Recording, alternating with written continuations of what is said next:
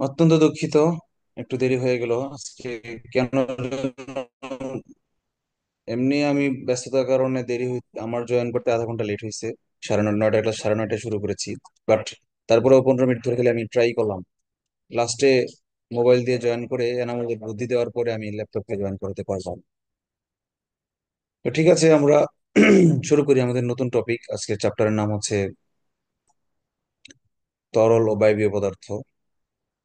এটাকে ফিজিক্সের ভাষায় বলা হয় ফ্লুইড মেকানিক্স।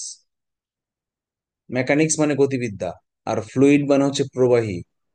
ফ্লুইড শব্দের অর্থ কি? বাংলায় কোনো শব্দার্থ নেই, কিন্তু আমরা যেটাকে বাংলায় একেবারে বঙ্গানুবাদ করিনি, তবে আমরা বুঝে নিয়েছি যে ফ্লুইড শব্দের অর্থ হচ্ছে প্রবাহী পদার্থকে ইংলিশে এক বাক্যে ফ্লুইড বলা হয়। ফ্লুইড কি কি?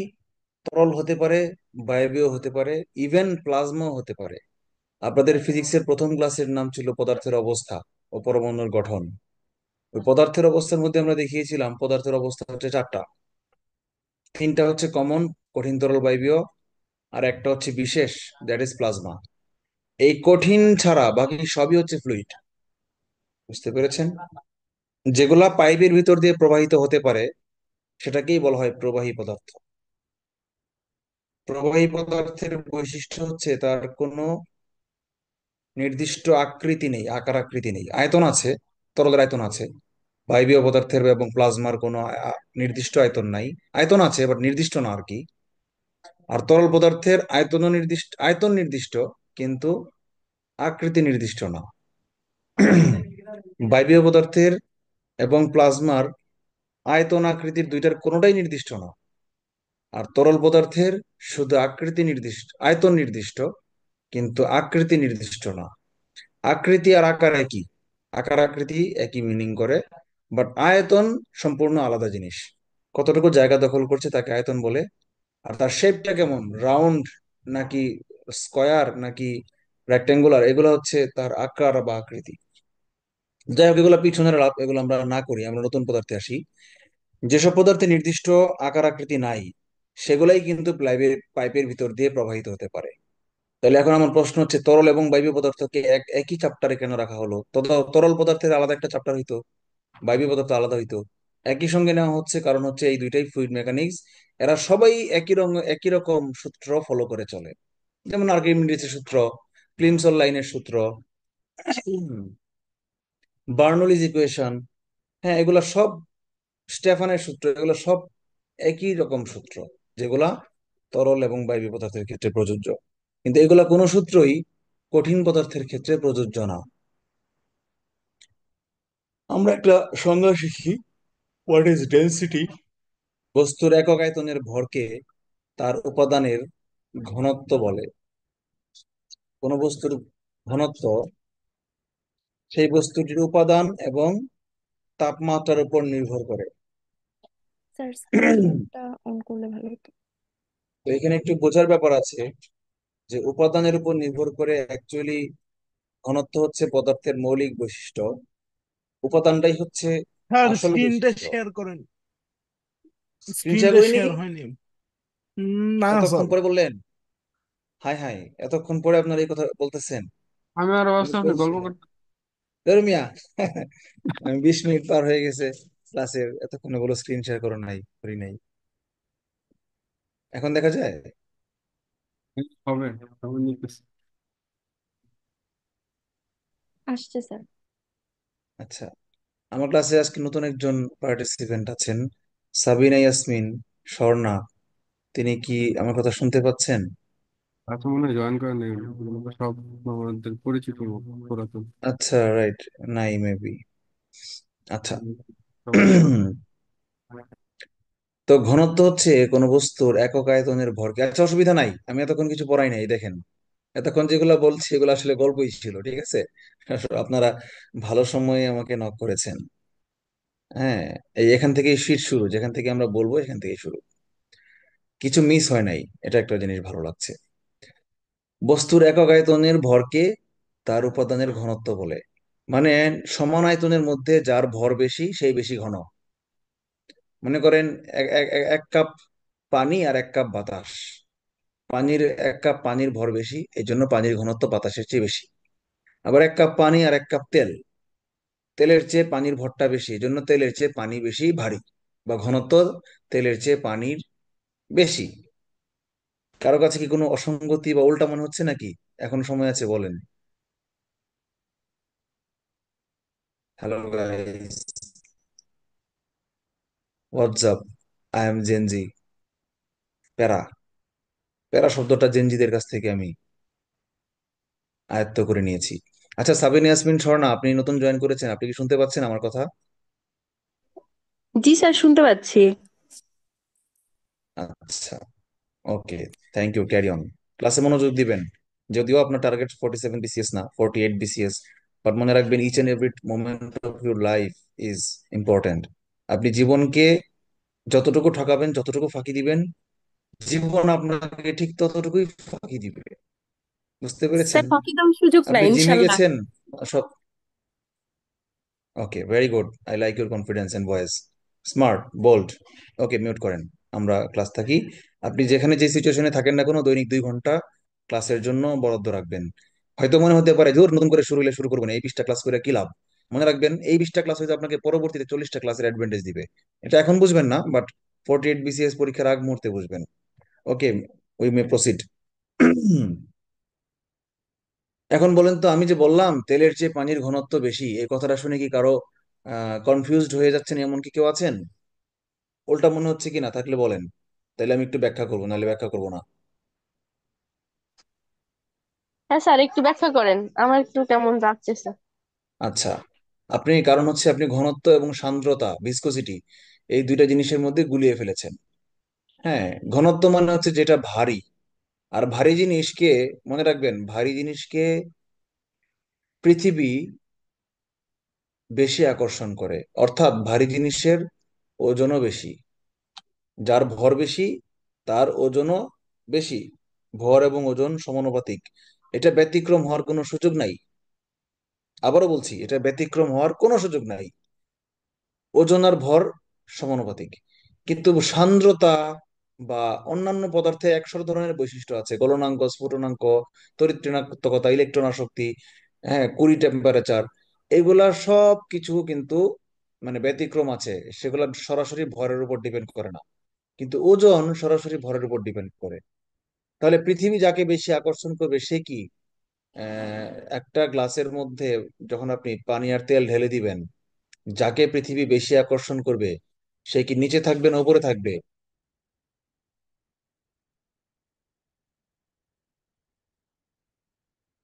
বলেন না কেন, যিনি প্রশ্ন করেছেন ব্যাখ্যা করেন, সে বলবে। কোঅর্ডিনেটর উপ- দীপারানী। উপরে স্যার। হ্যাঁ, অন্য কেউ মিউট করেন, শুধু দীপা আমার সাথে কথা বলেন, লাইনে থাকেন। বলেন, তেল আর পানি আমি গ্লাসের মধ্যে ঢেলে দিয়েছি দুইটাকে একসঙ্গে। এখন পানি হচ্ছে, আমি বললাম পানি হচ্ছে ভারী, তার মানে পানির ওজন বেশি, তার মানে পানিকে পৃথিবী বেশি আকর্ষণ করতেছে, পৃথিবী তারকে বেশি টানতেছে। এখন বললেন তাহলে কি পানিটা নিচে থাকবে না উপরে থাকবে? পানিটা নিচে থাকবে। নিচে থাকবে, কারণ পৃথিবী তো নিচে, পৃথিবীর কেন্দ্রবিন্দু তো নিচে। তাহলে নিচের থেকে পৃথিবী পানি এবং তেল দুইটাকেই টানতেছে, কিন্তু যেহেতু পানির ভর বেশি, এই জন্য পানিকে বেশি টানতেছে, এই জন্য পানিটা নিচে চলে গেছে আর তেলটা উপরে চলে গেছে।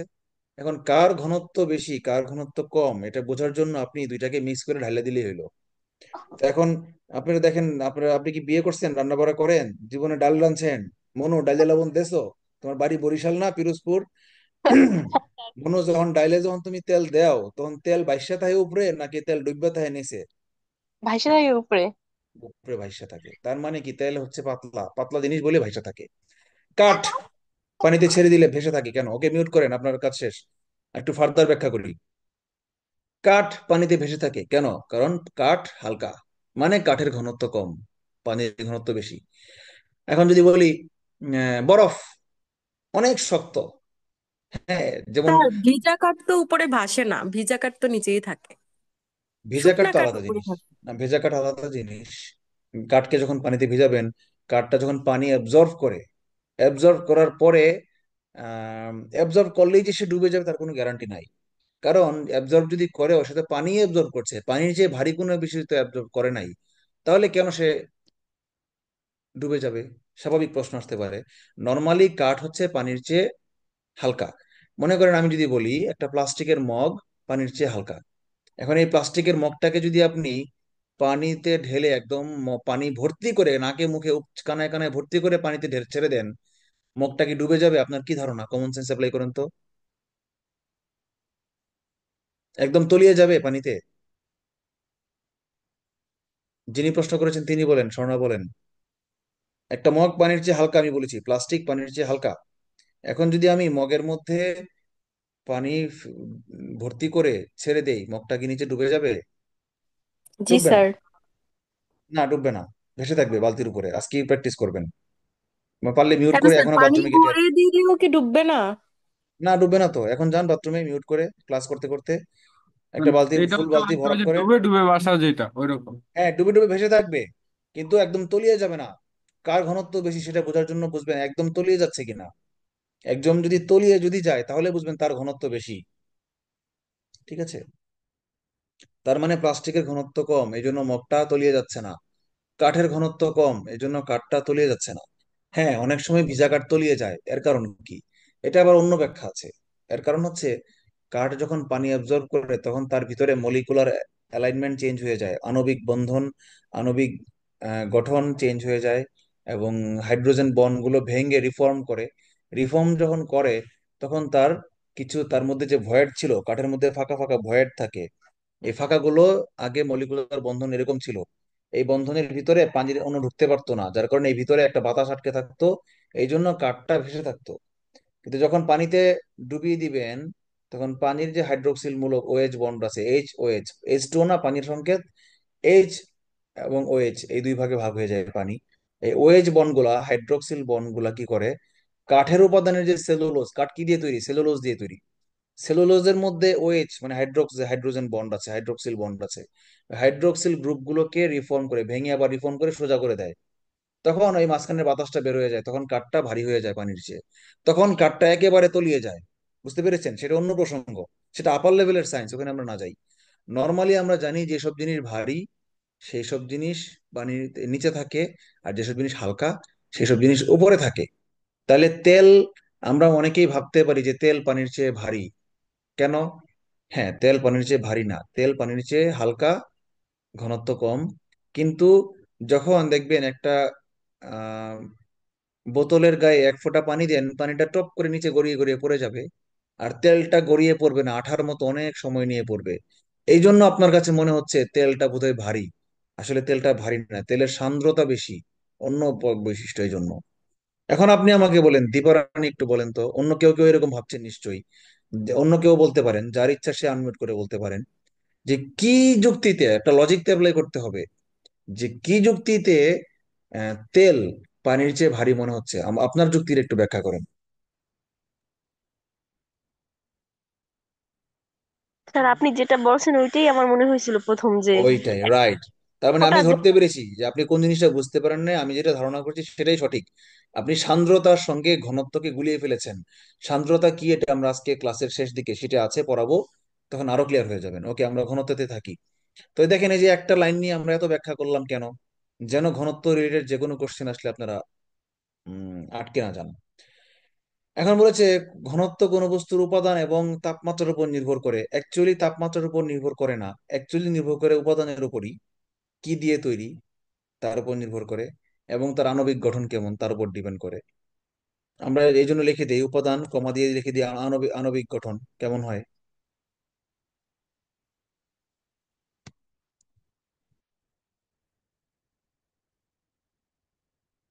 আণবিক নামটাকে শুনেছেন? আণবিক কি জানেন? তো এখন তাপমাত্রার উপর নির্ভর করে না, তারপরও তাপমাত্রা কেন দেওয়া হইলো? হ্যাঁ, তাপমাত্রা হচ্ছে ঘনত্বকে চেঞ্জ করে দেয়, এই জন্য বলছি নির্ভর করে। আবার বলছি, তাপমাত্রা হচ্ছে ঘনত্বকে পরিবর্তন করে দেয়, এই জন্য আমরা বলছি তাপমাত্রার উপর নির্ভর করে। কিন্তু আসলে কিন্তু একটা পদার্থ, পদার্থের যে মৌলিক বৈশিষ্ট্যগুলা, যেমন মনে করেন ঘনত্ব, চৌম্বকত্ব, ইলেকট্রন আসক্তি, এই সবগুলাই ডিপেন্ড করে তার, সে কোন মৌল বা যৌগ দিয়ে গঠিত তার উপর, এবং তার আণবিক আণবিক বৈশিষ্ট্য, আণবিক বিন্যাস কেমন তার উপর। এগুলো হচ্ছে পদার্থের মৌলিক বৈশিষ্ট্য। এই মৌলিক বৈশিষ্ট্যগুলোকে প্রভাবিত করে তার অ্যাটমসফিয়ার। তার পরিপার্শ্ব, যেমন মনে করেন তাপমাত্রা হলো একটা, তারপর আর্দ্রতা একটা, তারপর তার এখানে কি সে কিরকম রেডিয়েশনে আছে, কেমন বায়ু প্রবাহে আছে, ভূপৃষ্ঠ থেকে কেমন উচ্চতায় আছে, মানে ওই জায়গায় মহাকর্ষীয় ত্বরণ কেমন, অভিকর্ষীয় ত্বরণ কেমন, অন্যান্য অ্যাটমসফিয়ার আমাদেরকে অনেক ধরনের সিচুয়েশনের মধ্যে ফেলে দিয়েছে না। তো এই সিচুয়েশন গুলো, অ্যাটমসফেরিক কন্ডিশন গুলো পদার্থের মৌলিক বৈশিষ্ট্যকে প্রভাবিত করে বা পরিবর্তন করে দেয়। এই জন্য বলছি নির্ভর করে, কিন্তু আসলে কিন্তু ঘনত্ব তাপমাত্রার উপর নির্ভর করে না, আসলে নির্ভর করে বস্তুর উপাদান এবং আণবিক গঠনের উপর। কিন্তু যেহেতু তাপমাত্রা বাড়লে পদার্থ হালকা হয়ে যায়, মানে ঘনত্ব কমে যায়, তাইলে আমি তাপমাত্রাকেও রাখতে হবে। আমরা এটাকে বাদ দিতে পারবো না। বাট কোনটার উপর প্রাইমারিলি নির্ভর করে? উপাদান এবং আণবিক গঠনের উপর প্রাইমারিলি নির্ভর করে। আর সেকেন্ডারিলি নির্ভর করে তাপমাত্রার উপর, আর্দ্রতার উপরও করে।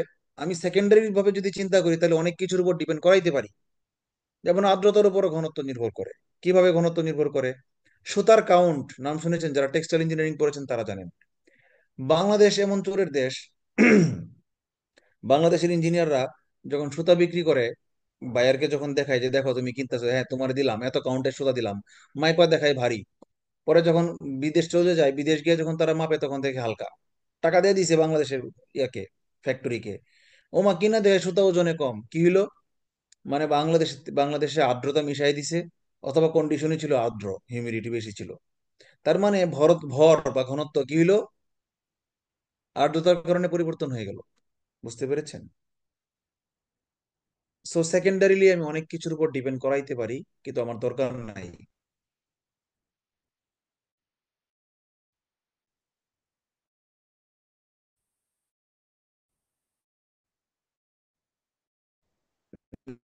Next এ যাই। তবে এইটুকু ইম্পর্টেন্ট যে তাপমাত্রা বাড়লে ঘনত্ব কমে যায়, এটা।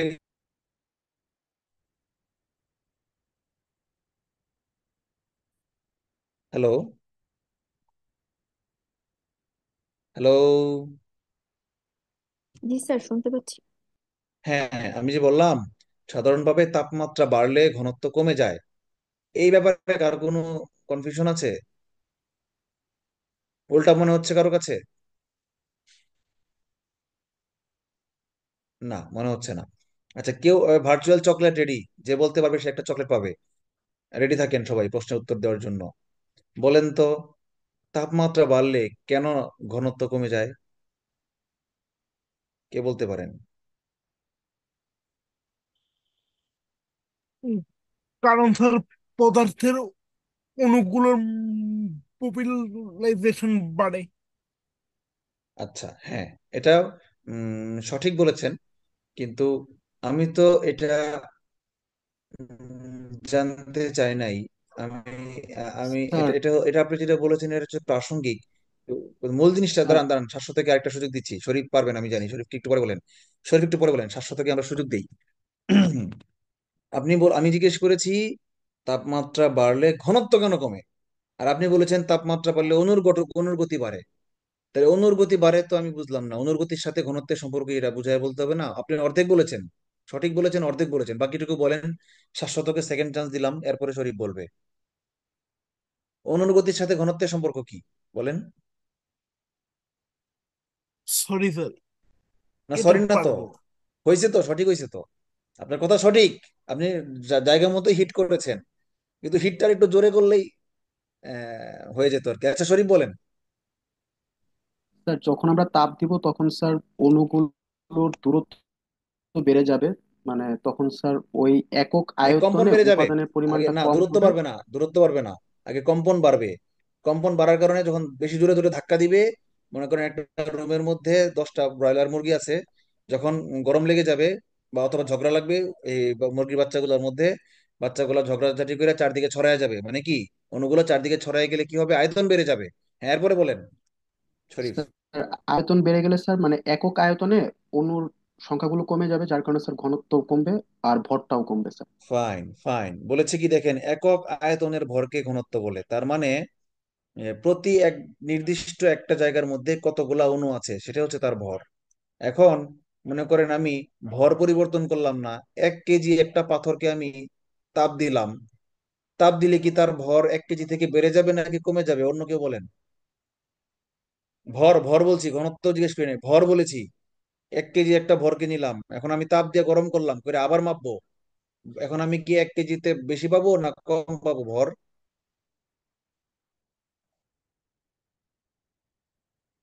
কেউ কথা বলে না।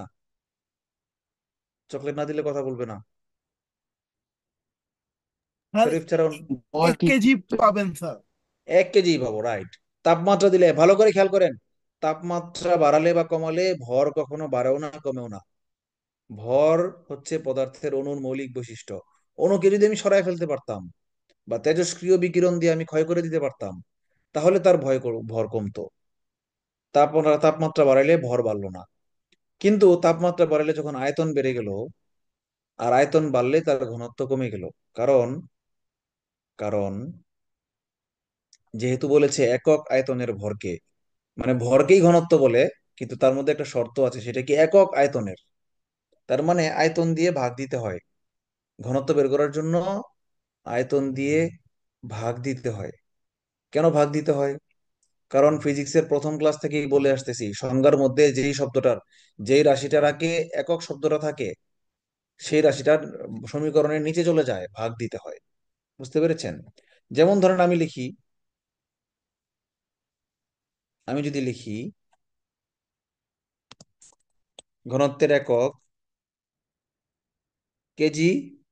কে বলেন, বলেন তো, কেউ একজন বলেন তো ঘনত্বের একক কি?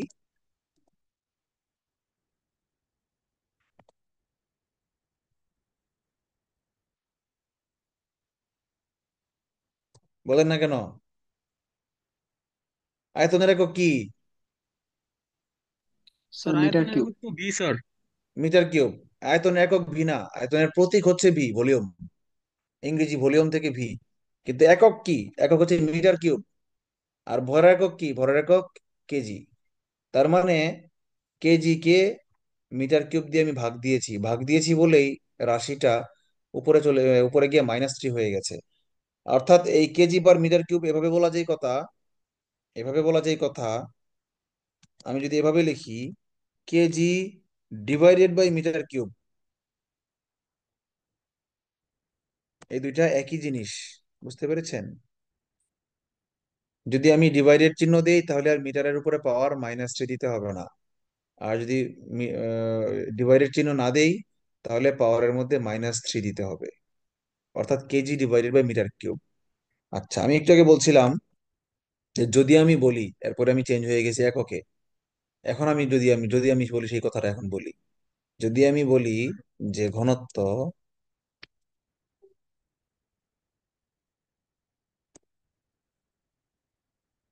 সমান সমান ইনসার্ট ইকুয়েশন, না ইকুয়েশন না, হ্যাঁ ইকুয়েশন ফ্র্যাকশন, সিম্পল ফ্র্যাকশন। ঘনত্ব ইকুয়ালস টু, বলেন তো সংজ্ঞাটা কি হবে?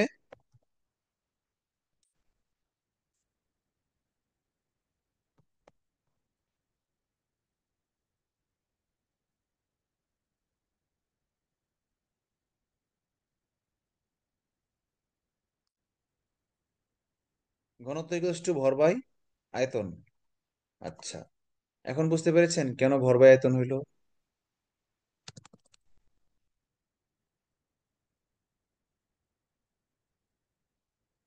কারো কোনো প্রশ্ন আছে?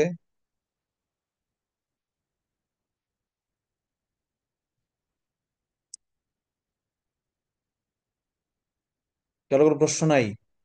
এটা হচ্ছে স্যার সূত্র। কেন হলো এটা বুঝি নাই। কেন হলে বুঝেন নাই? আমি তো একটু আগেই বুঝাইলাম, প্রতিদিনই বলতেছি যে যখন সংজ্ঞার মধ্যে যেই রাশিটার উপরে একক শব্দটা থাকবে, যে রাশিটার আগে একক শব্দটা থাকবে, তাকেই নিচে দিয়ে দিতে হবে। তো আয়তনের আগে যেহেতু একক আছে, একক আয়তনের ভর, আয়তন শব্দটার আগে একক আছে, এই জন্য আয়তনটা নিচে চলে গেছে। এখন বুঝতে পেরেছেন? জি স্যার। একক মানে হচ্ছে পার হেড। যদি বলে যে 20টা টাকা 5 জন মানুষের মধ্যে ভাগ করে দিলে পার হেড কত করে পাবে, তো 4 টাকা করে পাবে। তাহলে আপনি কি করেছেন, রাশিটা কি অঙ্কটা কিভাবে করেছেন? মোট টাকা ভাগ দিয়েছেন কি দিয়ে? জনসংখ্যা দিয়ে। তাহলে জনসংখ্যা দিয়ে কেন ভাগ দিলেন, টাকা দিয়ে কেন ভাগ দিলেন না? কারণ আপনাকে বলে দিয়েছে পার হেড কত পাবে। পার হেড মানে প্রতি জনে কত পাবে। জনের আগে প্রতি শব্দটা আছে, প্রতি বা একক শব্দটা, প্রতি, একক, পার, এই শব্দগুলা যার আগে থাকবে তাকেই সমীকরণের নিচে বসাইতে হবে, মানে তাকে তা দিয়ে ভাগ দিতে হবে, সে হয়ে যাবে ভাজক। তো পার হেড বলার কারণে হেড দিয়ে ভাগ দিছেন, 5 জন দিয়ে ভাগ দিছেন। ঠিক একই রকম পার ক্যাপিটা ইনকাম, তখন পার ক্যাপিটা দিয়ে ইনকাম ভাগ ভাগ দিচ্ছেন। আবার যদি বলে দিবেন, যদি বলে পার ভলিউম কত ভলিউমে হয়, তখন ভলিউম দিয়ে ভাগ দিবেন। আচ্ছা, এই ইয়া বলেন, রিয়া বলবেন, বলেন ঘনত্বের মাত্রা কি হবে?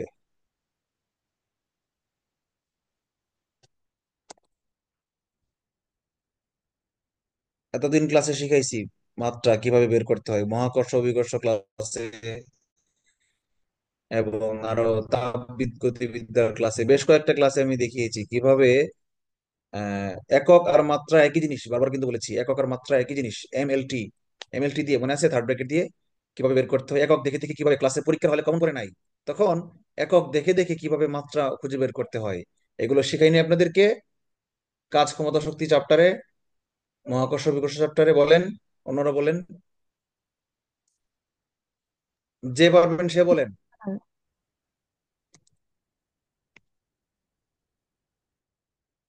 রিয়া পারবেন না, তাহলে অন্য কেউ বলেন। স্যার ওই যে ML ইনভার্স 3 ইনভার্স কিউব। আচ্ছা ফাইন, ML ইনভার্স 3, ঠিক আছে।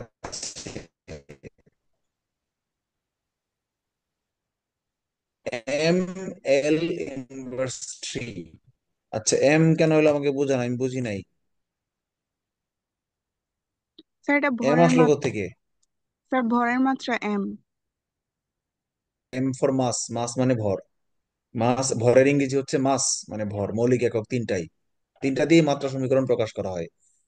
MLT, মাস, লেংথ এবং টেম্পারেচার।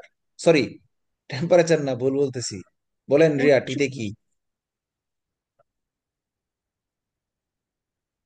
টিতে কি রিয়া বলেন?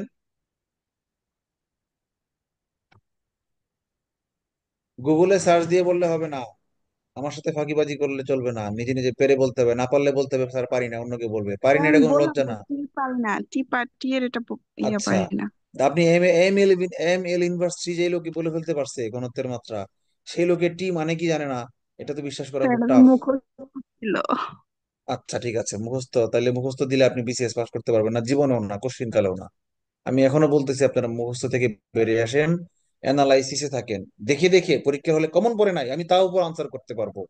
এইরকম অ্যানালাইটিক্যাল, আমার কোচিং এর ক্লাসরুমের নাম অ্যানালাইটিক্যাল ক্লাসরুম কেন হইলো? কারণ আমি একজন অ্যানালাইটিক্যাল মানুষ, আমার শিটটাও অ্যানালাইটিক্যাল, আমার ক্লাসগুলো অ্যানালাইটিক্যাল। আমি চাই আমার ছাত্ররাও হইতে হবে অ্যানালাইটিক্যাল। হওয়ার সুবিধা কি? কমন না পড়লেও তারা পরীক্ষার হলে বসে বসে পয়দা করবে জ্ঞান, এটা আমি চাই। ঠিক আছে, সো আমি আবার দেখাচ্ছি। এই কেজি হচ্ছে কিসের একক? ভরের একক। আর ভর ইংরেজি হচ্ছে মাস। MLT, মাস, লেংথ, টাইম, মানে ভর, দৈর্ঘ্য এবং সময়, এই তিনটা জিনিস দিয়েই মাত্রা সমীকরণ বের করা হয়। তো এখন কেজি হচ্ছে ভরের একক, তাহলে ভরের মাত্রা হচ্ছে এম। তাহলে ভরের উপরে পাওয়ার কত আছে? কেজির উপরে পাওয়ার 1 আছে, তাহলে এম এর উপরে পাওয়ার ওয়ান থাকলে লিখতে হয় না। আচ্ছা, তারপরে বলেন রিয়া, কি হবে এম এর পরে? কি হবে? এল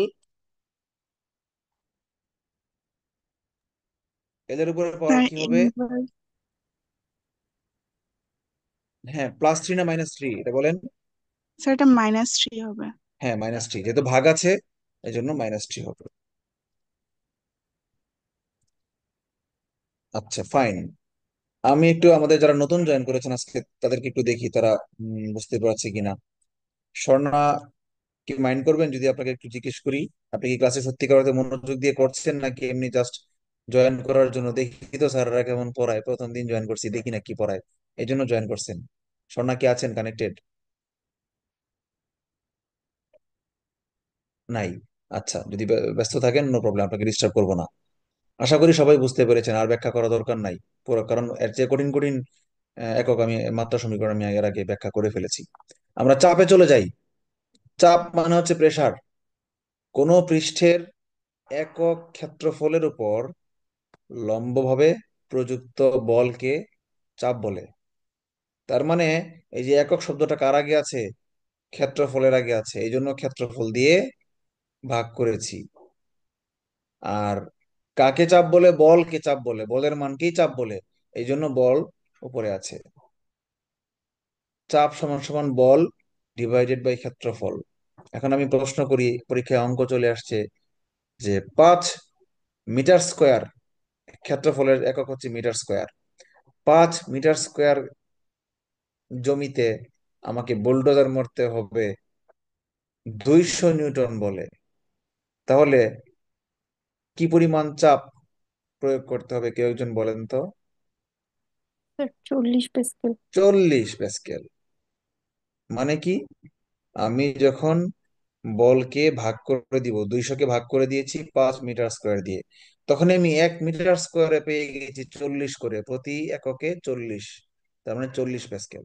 চাপের একক প্যাসকেল, বিজ্ঞানীর নাম। বিজ্ঞানীর নাম হচ্ছে প্যাসকেল, যিনি আবিষ্কার করেছেন, এই জন্য তার নাম অনুসারে চাপের একক দেওয়া হয়েছে প্যাসকেল।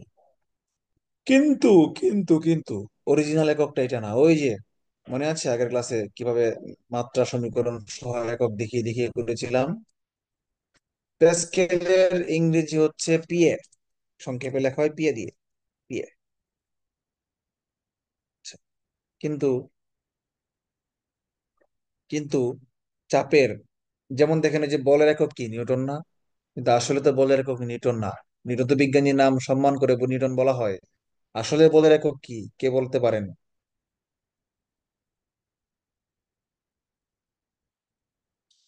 কেজি। কি যেন কেজি দিয়ে? বলেন না কেন Sharif? KG per metre KG square. Metre percent per KG metre per metre second square. Square.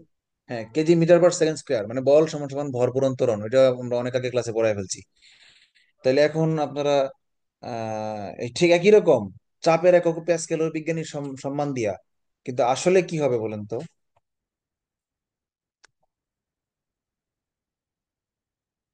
সমান সমান বল বাই ক্ষেত্রফল। বল ইংরেজি কি? নিউটন। ডিভাইডেড বাই ক্ষেত্রফল ইংরেজি কি? ক্ষেত্রফলের একক কি বলেন?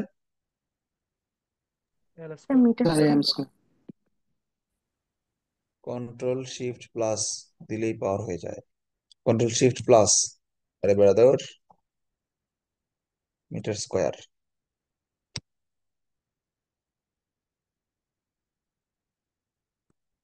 কন্ট্রোল শিফট প্লাস হলো না, সে কেন ধরতে পারছে না আমি কি চাচ্ছি? স্যার দুইটা লিখে তারপরে স্যার ওটা সিলেক্ট করে ওইটা দিলেই হয়ে যাবে স্যার।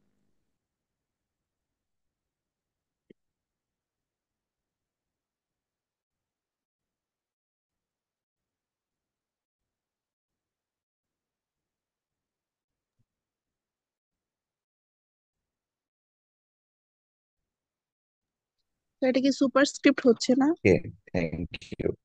নিউটন পায় নাই, এখন হইছে। এখন আমি সাবস্ক্রিপ্ট করব কিভাবে, শর্টকাট বলেন? দুইটা একসঙ্গে হয়ে যাচ্ছে। আমি অনলি 2-কে সিলেক্ট করে যখন কন্ট্রোল শিফট প্লাস দিচ্ছি, তখন সে সুপারস্ক্রিপ্ট হয়ে গেছে। এখন আমি পরের লেখাটা, ও আচ্ছা, পরেরটা এমনি সুপারস্ক্রিপ্ট হবে না। সমান সমান আমি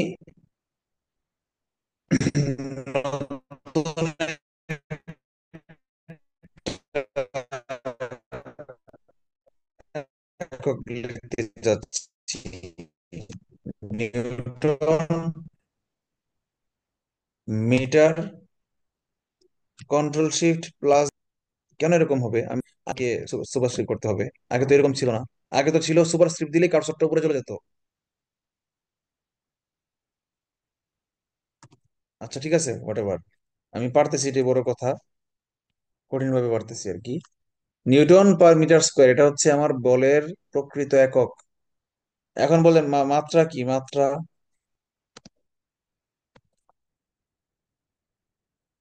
বলেন না কেন? ওই যে ওইভাবে আগের মতো, ওই ক্লাসে যেভাবে একক থেকে খুঁজে খুঁজে বের করেছিলাম, সেভাবে খুঁজে খুঁজে বের করেন। Sir M L inverse one আর T⁻⁻²। আচ্ছা, আমি বিশ্বাস করিনি আপনার কথা। আমি একটু গবেষণা করি, আপনাদেরকে শিখাই। পরীক্ষার হলে চলে আসছে চাপের মাত্রা কি। পরীক্ষা আপনি স্যারের শিখান নাই, বইয়ে নাই, কিন্তু পরীক্ষা চলে আসলেই মনে করেন, তখন কি করবেন?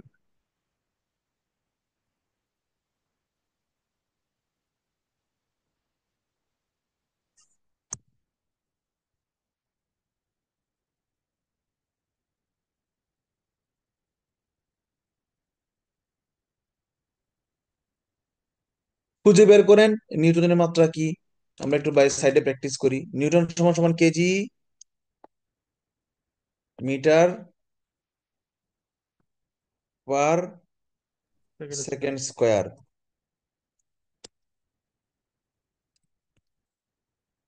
আর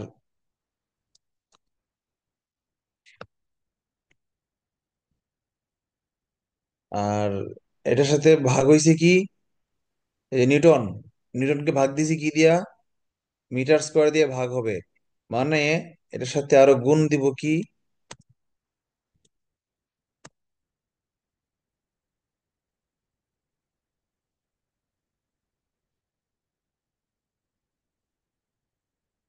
এটার সাথে আরো গুণ দিতে হবে কি, metre, metre to the power -2।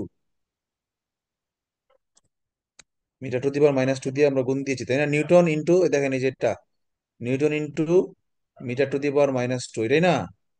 আমরা এককটা খুঁজে আগে বের করি। তো এই মিটার টু দি পাওয়ার -2 দিয়ে যদি আমরা গুণ দেই, তাহলে গুণফলটা কি হবে অ্যাকচুয়ালি? গুণফলটা কি হবে বলেন তো? KG per metre into second square. হ্যাঁ, কেজি থাকবে। আর মিটারকে যদি আমরা, এই মিটার, একটা মিটারকে যদি আমরা মিটার টু দি পাওয়ার -2 দিয়ে গুণ করি, তাহলে সূচকের নিয়ম অনুযায়ী কয়টা মিটার থাকবে? -1। মিটার টু দি পাওয়ার -1 হবে। ফাইন। আর এই যে S⁻⁻² ছিল, এটা কই যাবে, কি হবে? সেম থাকবে। এটা থেকে যাবে, অপরিবর্তিত থেকে যাবে। এইভাবে আমি মাত্রা, যদি আমার পরীক্ষায় কমন নাও পড়ে, তাহলেও আমরা এইভাবে আমরা মাত্রা খুঁজে বের করতে পারবো। কে বুঝছেন, কে বুঝেন নাই? তো এখন আপনারা দেখে দেখে মাত্রা বলে ফেলেন। বসান এখানে মাত্রার ভিতরে। কেজি, কেজি কিসের মাত্রা? এম। ভরের। ভর, লিখলাম এম, মাস। পার মিটার, মিটার হচ্ছে কিসের মাত্রা? লেখের মাত্রা। L⁻⁻1।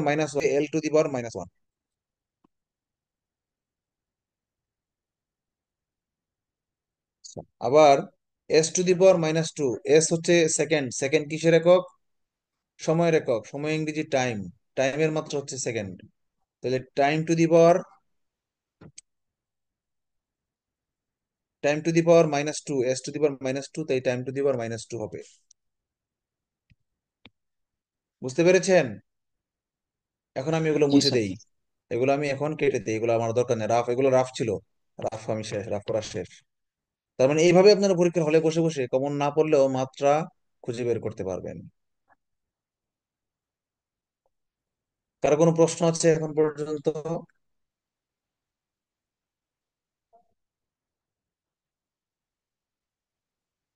নাই, প্রশ্ন নাই। আচ্ছা, আমরা এগিয়ে যেতে হবে। বায়ুমণ্ডলীয় চাপ। বায়ুমণ্ডলীয় চাপ মানে কি? আমাদের বায়ুমণ্ডলে, আমাদের মাথার উপর যে পরিমাণ চাপ বাতাস সর্বক্ষণ দিচ্ছে, সেটাকে বায়ুমণ্ডলীয় চাপ বলে। আমাদের বডি থেকে, মানে ভূপৃষ্ঠ থেকে আনুমানিক কত কিলোমিটার পর্যন্ত বায়ুমণ্ডল আছে? প্রায় 40 কিলোমিটার ধরলাম রাফলি। তো এই 40 কিলোমিটারের যে বাতাস, সেটা কি ভর আছে নাকি নাই? আছে। সেই ভরের কারণে আমাদের মাথার উপর সর্বক্ষণ চাপ দিয়ে রেখেছে আমাদের মাথায় এই বায়ুমণ্ডলটা, সেটাকেই এক বায়ুমণ্ডলীয় চাপ বলতেছে। আপনি যখন মাটি থেকে উপরে উঠে যেতে থাকবেন, তখন বায়ুমণ্ডলীয় চাপ কমে যেতে থাকবে। যেমন আমরা তাপগতিবিদ্যার ক্লাসে পড়েছিলাম না, যে পাহাড়ের উপরে কেন রান্না করা কঠিন? কারণ পাহাড়ের উপরে বায়ুমণ্ডলীয় চাপ কমে যায়, আর চাপ যদি কমে যায় তাহলে গলনাঙ্কও কমে যায়। সূত্র আছে একটা, পি এবং টি। তো এখন পিভি ইকুয়ালস টু এনআরটি, সূত্রে না যাই, প্রেস লেগে যাবে আপনাদের। সহজভাবে বলি, চাপ কমে গেলে পদার্থের গলনাঙ্ক কমে যায়, তখন স্ফুটনাঙ্ক কমে যায়। তখন পানি কম তাপমাত্রায় ফুটতে শুরু করে, মানে 70, 80, 90 ডিগ্রিতে পানি ফোটা শুরু করে। এই জন্য পাহাড়ের উপরে, মানে যত উপরে উঠতে থাকবো আমার চাপ কমতে থাকবে, আর যত গভীরে ঢুকতে থাকবো তত চাপ বাড়তে থাকবে। তাহলে এখন বলেন তো, পুকুরের নিচে যখন আপনারা যারা গ্রামে বড় হয়েছেন পোলাপান, বলেন তো, পুকুর, গভীর পুকুরে একদম গভীরে নিচের দিকে ডুব দিলে, কাদা তুলতে গেলে কানের মধ্যে একটু চাপ চাপ লাগতো কি নাকি লাগতো না? কেউ কেউ কি ফিল করেছেন অনেক গভীরে ডুব দিলে কানের মধ্যে একটু চাপ চাপ লাগে, মনে হয় পানি কানে চাপ দিয়ে ধরছে? কেউ ফিল করেননি? স্যার ওইখানে স্যার বুকের ভিতরেই চাপ লাগে স্যার, কান তো আরো বেশি লাগবে। হ্যাঁ, কানও তো ইজি লাগে, বুকেও চাপ লাগে, মানে অনেক গভীরে ঢুকলে টের পাওয়া যায় যে পানি আমাকে চারদিক থেকে চাপ দিচ্ছে। ঠিক একই রকম বাতাসও আমাদেরকে চাপ দিচ্ছে, কিন্তু আমরা টের পাচ্ছি না, কারণ চাপটা এত বেশি না। প্রথম কারণ। দ্বিতীয় কারণ হচ্ছে যে আমাদের বডির যে ব্লাড প্রেশার, এটা বাইরের দিকে চাপ দিচ্ছে। ওই দুইটা মিনিমাইজ হয়ে জিরো হয়ে যাচ্ছে, এই জন্য আমরা টের পাচ্ছি না, ব্যালেন্সড অবস্থায় আছি। কোনো কারণে যদি হঠাৎ করে বায়ুমণ্ডল না থাকে, তাহলে আমাদের বডি যদি সেখানে থাকে, তাহলে 1 সেকেন্ডের মধ্যে যদি না হয়, তাহলে আমাদের বডিটা ব্লাস্ট হয়ে যাবে। গ্রেনেড যেভাবে ব্লাস্ট হয়ে যায়, অনেক ক্লাসে বলেছি যে আমাদেরকে যদি স্পেস শুট ছাড়া সেকেন্ডের মধ্যে, ধরেন ভূমি থেকে 1 সেকেন্ডে 2 সেকেন্ডে যদি বায়ুমণ্ডলে নিয়ে ছেড়ে দেওয়া হয়, আমাদের বডিটা, হিউম্যান বডিটা কোনো কারণ ছাড়াই ব্লাস্ট হয়ে যাবে। রক্ত, মাংস, হাড্ডি, এগুলো চারদিকে এক একটা ছিটকে যাবে। আর যদি স্লোলি না হয় স্পেস শুট ছাড়া, তাহলে নাক মুখ দিয়ে রক্ত পড়বে। মানে রক্তগুলো, মানে মূল চাপটা তো রক্তই দিচ্ছে, তাই না? তো চাপটা যদি ব্যালেন্সড হইতে দেওয়া হয়, তাহলে বডি কিছুটা সহ্য করে নিবে। তখন সে নাক মুখ দিয়ে আস্তে আস্তে রক্ত বের হয়ে মারা যাবে মানুষ। আর যদি স্পেস স্যুট ছাড়া সেকেন্ডের মধ্যে নিয়ে যাওয়া হয়, তাহলে হঠাৎ করে র্যাপিড চাপের পরিবর্তনের কারণে ব্লাস্ট হয়ে যাবে বডিটা। তো এই হচ্ছে আমাদের চাপ, মানে বায়ুমণ্ডল আমাদেরকে চাপ দিয়ে রেখেছে। তো দেখেন, এই যে পৃথিবী কেন মানুষের বসবাসযোগ্য, এখানে টেম্পারেচার মানুষের অনুকূলে আছে, আর্দ্রতা অনুকূলে আছে, অক্সিজেন আছে বায়ুমণ্ডলে, বায়ুমণ্ডলীয় চাপ আমাদের অনুকূলে। তারপর হচ্ছে বায়ুমণ্ডলে থাকার কারণে এই ওজোন স্তর থাকার কারণে ওজোন রশ্মিটা কি করতেছে, ওজোন গ্যাসগুলা এই আলট্রাভায়োলেট রশ্মিকে আটকে দিচ্ছে। তারপর হচ্ছে পৃথিবীর একটা চৌম্বকত্ব আছে, যার কারণে সে কসমিক রে গুলাকে কন্টিনিউয়াসলি চারদিকে রিফ্লেক্ট করে দিচ্ছে। তার মানে কত দিক থেকে যে আল্লাহ আমাদেরকে বাঁচায় রাখছে, এগুলো যদি একবার মানে বুঝতেন, কোনো বিজ্ঞানী যদি বুঝতো, তাহলে সে কোনোদিন আর নাস্তিক হইতে পারতো না। বুঝতে পেরেছেন? কত দিক থেকে যে আল্লাহ আপনাকে বাঁচায় রাখছে, কন্টিনিউয়াসলি আপনাকে অক্সিজেন দিচ্ছে। হ্যাঁ, আল্লাহ যদি, আপনি যদি মনে করেন কিছুই না থাকে, হ্যাঁ, আপনাকে যদি বিনা কারণে বলা হয় আপনাকে মৃত্যুদণ্ড দেওয়া হইলো, আপনি অপরাধ করেন নাই, একটা রাজনৈতিক মামলায় পইরা বিনা অপরাধে আপনি সারা জীবন জেলের মধ্যে পচে মরবেন, কম কম করে খাবার দেওয়া হবে, অফিসাররা খাবে, উচ্ছিষ্ট আপনাকে দেওয়া হবে, এবং দৈনিক 3টা করে বেত মারবে পাছায়, তারপরেও আপনার উচিত আল্লাহ শুক্রিয়া করা, কারণ এটাই আল্লাহ আপনাকে পরীক্ষা নিচ্ছে। আল্লাহ যে আপনাকে বিনামূল্যে অক্সিজেন নেওয়ার অধিকার দিয়েছে, এটাই তো আপনার জন্য শুক্রিয়া, মৃত্যুর আগ পর্যন্ত শুক্রিয়া করার জন্য এনাফ। জান্নাতে যাওয়ার জন্য শুক্রিয়া করার বেশি কিছু দরকার নাই। বুঝতে পারছেন? আচ্ছা, কি বলছিলাম, যে বায়ুমণ্ডলীয় চাপ হচ্ছে বায়ুমণ্ডলীয় চাপ, এটাকে বলা হয় 1 ATM। হুম, এটিএম মানে কি? Atmospheric pressure.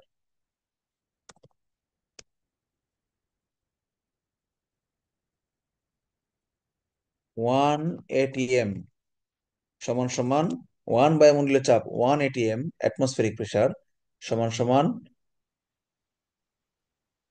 1,01,325 প্যাসকেল। মানে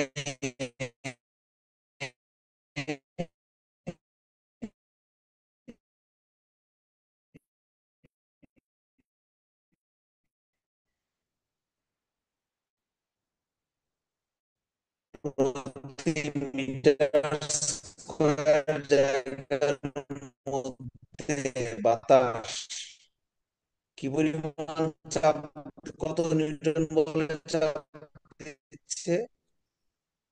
1,01,000। আপনি বুঝেন 1,25,000 নিউটন চাপ কত শক্তিশালী চাপ, কত শক্তিশালী ধারণা আছে? আচ্ছা, আমি বলকে 9.8 দিয়ে ভাগ করলে 2.8 বাদ দিলাম, ধরলাম 9.8 মানে কি প্রায় 10, 1,01,325 নিউটনকে যদি থাকে।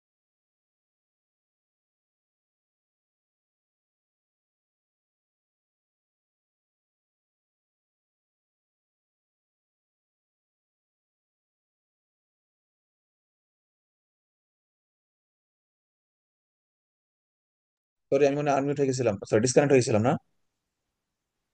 জি স্যার। আচ্ছা, আমাকে ইয়ে করে দাও, স্পটলাইট করে দাও এনামুল।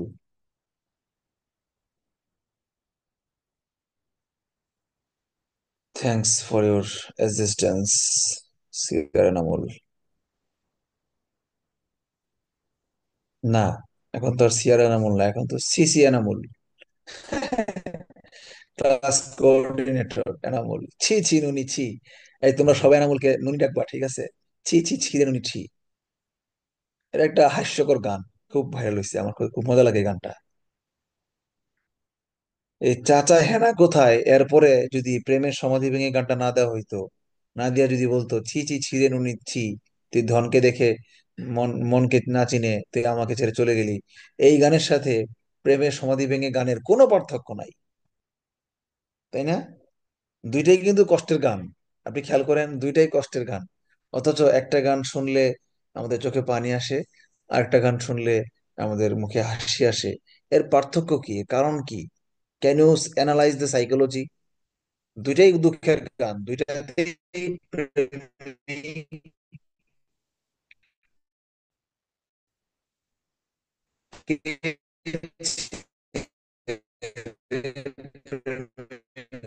চলে গেছে অন্যজনের কাছে বিয়ে করে। তারপরেও একটাতে মানুষের চোখে পানি আসে, আর একটাতে আহ মানে হাসেন। গান এই যে চাচা হেনা কোথায়, হ্যাঁ, এটা এই মুভিটা যারা রিয়েলি দেখে 90-এর দশক, এটা আমার বড় আপুরা, চাচাতো বোনরা, গ্রামের চাচাতো বোনরা এসব মুভি দেখে কান্ত, বাপ্পারাজের ছবি দেখে করেন, সে আপুদের কাছে যখন দেখলো যে বাপ্পারাজ আসলো, হ্যাঁ তো আরে আমার আমার নাগর এসে আমাকে খুঁজতেছে, আমি নাই, আমি আরেকজন আমাকে বন্দি করে নিয়ে গেছে। হ্যাঁ, নিজেকে একটা বন্দি পাখির মতো কল্পনা করতো, চোখে আপুদের চোখে পানি চলে আসতো। অথচ সেই আপুরা আজকের যুগে এসে যে আপুরা এই মুভিটা দেখছে, এটা নিয়ে ট্রল যেহেতু তৈরি হয়ে গেছে, একই দৃশ্য দেখে আজকে আমাদের হাসি হচ্ছে, হাসি পাচ্ছে, কারণ এটা একটা ট্রল। তার মানে everything depends on your mindset. Can you understand?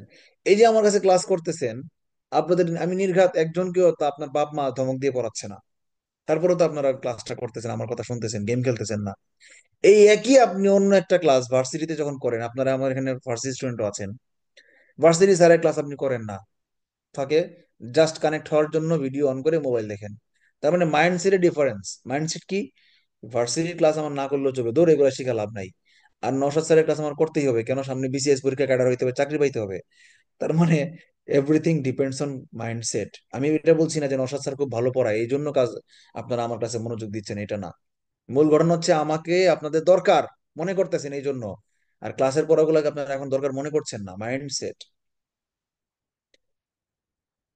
আবার দেখেন, এই যে 10,000 কেজির সমান মানে 1,01,325 নিউটন পার মিটার স্কোয়ার চাপ আমাদেরকে দিয়ে রাখছে। এইটাকে পরীক্ষায় অন্যভাবে আসে। কিভাবে আসে জানেন?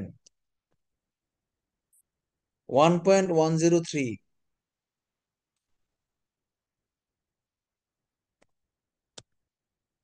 1.103 ইন্টু ইনসার্ট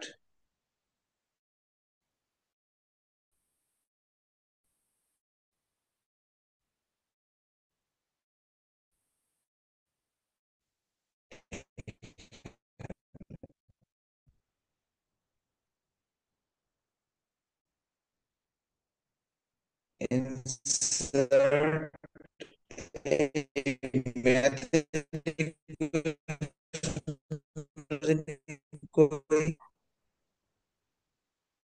শর্টকাটে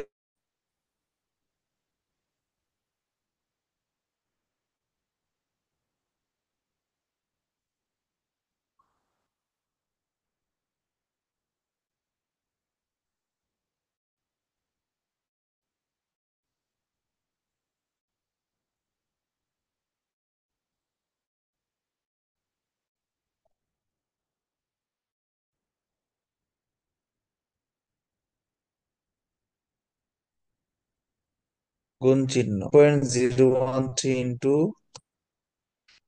5 দিয়ে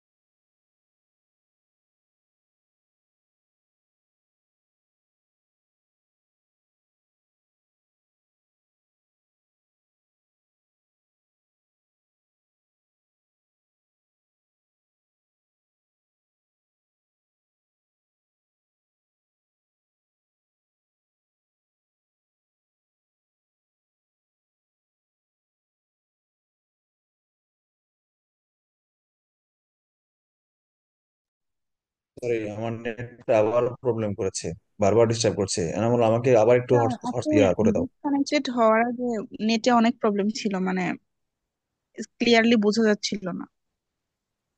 ও আচ্ছা, এমন তো হওয়ার কথা না।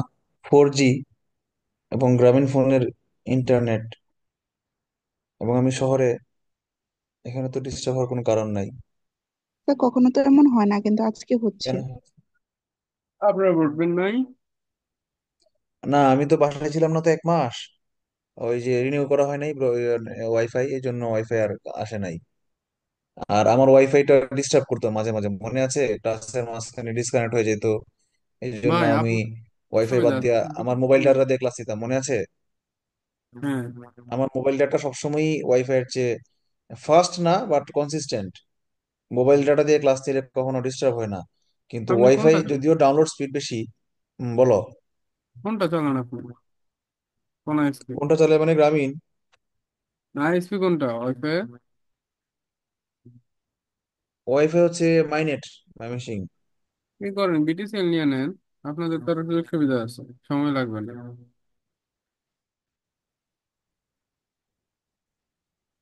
বিটিসিএল মানে সেই মাসকান্দা ইয়া নাই, কানেকশন নাই। আপনাদের কানেকশন নাই? না, মাসকান্দা ওই যে অপটিক্যাল ফাইবারের লাইনের কাজ চলতেছে, এই জন্য পলিটেকনিক্যালের আগ পর্যন্ত আছে। বুঝছো? পরে আমি ইয়াকে বলছি, ওই বিটিসিএল এর যে এক্সিকিউটিভ ইঞ্জিনিয়ার, ওনাকে আমি 1 বছর আগে যোগাযোগ করছি বিটিসিএল নিয়ে আনার জন্য। পরে আমি ওনাকে বললাম যে এটা একটা কথা হইলো, আপনারা একটা শহর কভারেজ দিতে পারেন না বিটিসিএল, তাহলে আপনি কি কাজ করেন? ইচ্ছা মতো কথা শোনাই দিছি যে আমাদের অনেক শহরের অনেক ভিআইপিরা আমিরাবাদে থাকে। ইভেন ডাক্তারদের কলোনি হচ্ছে আমিরাবাদ। আর আমিরাবাদ হাউজিং পর্যন্ত শহরের ভিতরে আপনাদের বিটিএস এর কানেকশন নাই। তা আপনারা কি কিসের দেশ চালান? কিসের আপনারা ওই তো ফোর দুইটা জি মনে হয়। বাংলাদেশ, ও স্মার্ট বুঝে বাংলাদেশ বানাইছেন? কিসের ফোর স্মার্ট বাংলাদেশ? ইচ্ছা মতো অপমান করে দিছি।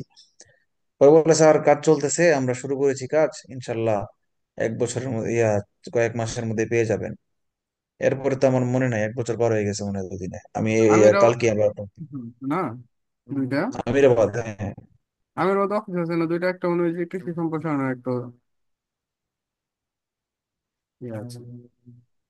বিটিসিএল এর অফিস আমিরাবাদ, আমি জানি না। বিটিসিএল এর অফিস তো হচ্ছে টাউন হল মোড়ের একটু পাশে, শিক্ষা অফিসের অপোজিটে। না, বিটিসিএল এর অফিস তো ওইখানেই। হ্যাঁ, আচ্ছা, আমরা এগিয়ে যাই। তার মানে আমি যেটা লিখেছি এটা বুঝতে পারলে, যারা অনেক মানে মনে হচ্ছে অনেক কঠিন কথা, তাদের এই কঠিন কথাগুলো মনে না রাখলেও চলবে। আহ, এই লেখাগুলো মুখস্থ করলেও চলবে, অসুবিধা নাই। আমরা একটু এগিয়ে যাই। প্যাসকেলের সূত্র, যখন কথা শোনা যাবে না আমাকে একটু জানাবেন, আমি একটু স্লো হয়ে যাব, কেমন? তো প্যাসকেলের সূত্রে বলেছে,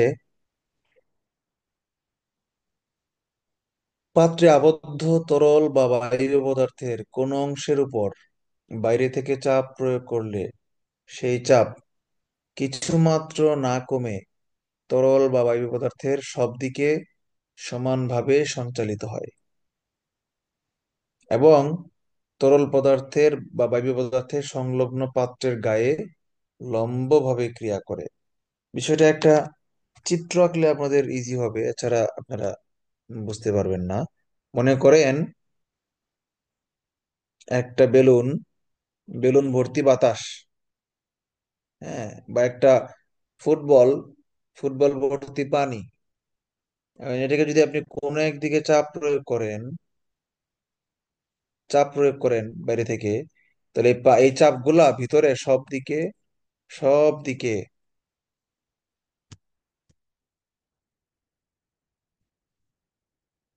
সব দিকে সঞ্চালিত হয়ে যাবে। এই চাপটা পাত্রে থেকে লম্বভাবে সোজাসুজি চারদিকে রিফ্লেক্ট করবে সমানভাবে, চারদিকে।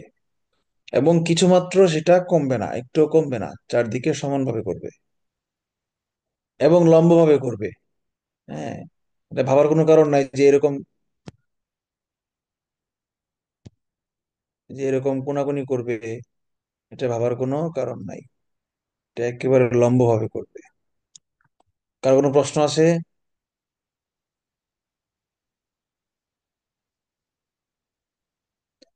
প্যাসকেলের সূত্রের উপর ভিত্তি করেই হাইড্রোলিক প্রেস তৈরি করা হয়েছে।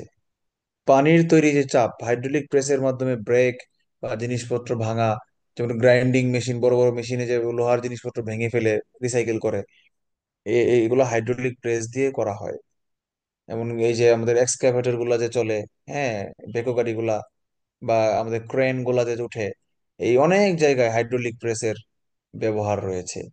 পানিকে এই বারবার চাপ দিয়ে এই এই সূত্রটা অ্যাপ্লাই করে মাল্টিপ্লাই করা হয়, চাপটাকে বহুগুণ লিভার প্রিন্সিপালে অ্যাপ্লাই করা হয়, করে চাপ বাড়িয়ে দিয়ে অনেক শক্তিশালী বা ভারী ভারী জিনিস লিফট করতে বা বল, হাই প্রেসার ক্রিয়েট করতে এই প্যাসকেলের সূত্র প্রয়োগ করা হয়। কোনো নির্দিষ্ট স্থানে কোনো বস্তুর ওজন মানে বল অপরিবর্তিত থাকে। শোয়া অবস্থায় শরীরের অধিক অংশ মানে বেশি ক্ষেত্রফল পৃথিবীর সংস্পর্শে থাকে বলেই অধিক ক্ষেত্রফলে পৃথিবীতে বল প্রযুক্ত হয়।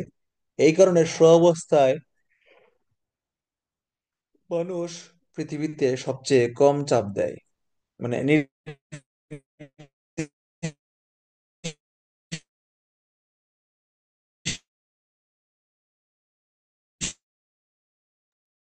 স্যার আপনার নেটে আবার প্রবলেম করছে, কিচ্ছু বোঝা যাচ্ছে না। একক এলাকায় চাপ কম পড়ে। মনে করেন আপনি যখন শুয়ে স্যার স্যার নেটে কি প্রবলেম ছিল করতে স্যার, পারি? পিছনের কোনো কথাগুলো ওয়ে স্যার নাই, বোঝা কোনো যায়নি বিকল্প স্যার। নাই? আচ্ছা, তাহলে কি করতে পারি বলেন তো? আমার তো এখানে ওয়াইফাইও নাই যে আমি নেটটা চেঞ্জ করব, আমি মোবাইল ডাটা দিয়ে পড়াচ্ছি। স্যার বাইরে গেলে নেট পাবে এরকম কিছু? ঘরের ভিতরে বলে কি নেট পাচ্ছে না? ভাই ঝামেলা করতেছেন প্রচুর।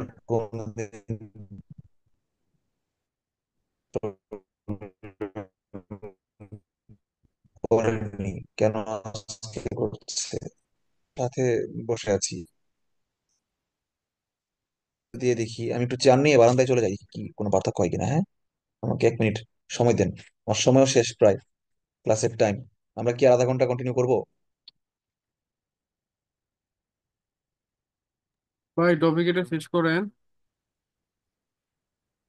সেটাই বলছি, তাহলে আমি বারান্দায় যাই, একটু আমাকে সময় দেন। স্যার যখন নর্মালি কথা বলেন তখন প্রবলেম হয় না, কিন্তু পড়ানোর সময় এরকম করে।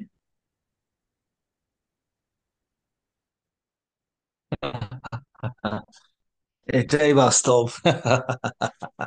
I love you. এমনই হয়। আপনি রাস্তায় গিয়ে যখন দেখবেন আপনার যেদিন আপনার যাইতে হবে উত্তর দিকে, তখন দেখবেন রিক্সা খুঁজতেছেন, সব রিক্সা যাবে দক্ষিণ দিকে।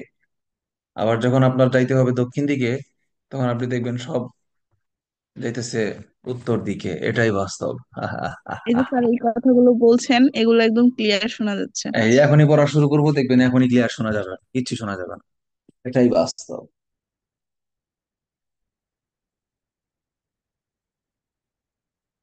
আমি একটু আস্তে কথা বলবো, হ্যাঁ? বারান্দা তো, পাবলিক প্লেস, মানুষ বলবে একজন পাগল। এই এলাকায় যে একজন কদম আলী মাস্টার থাকে, এটা এলাকার মানুষ জেনে যাবে, এটা সমস্যা। উম,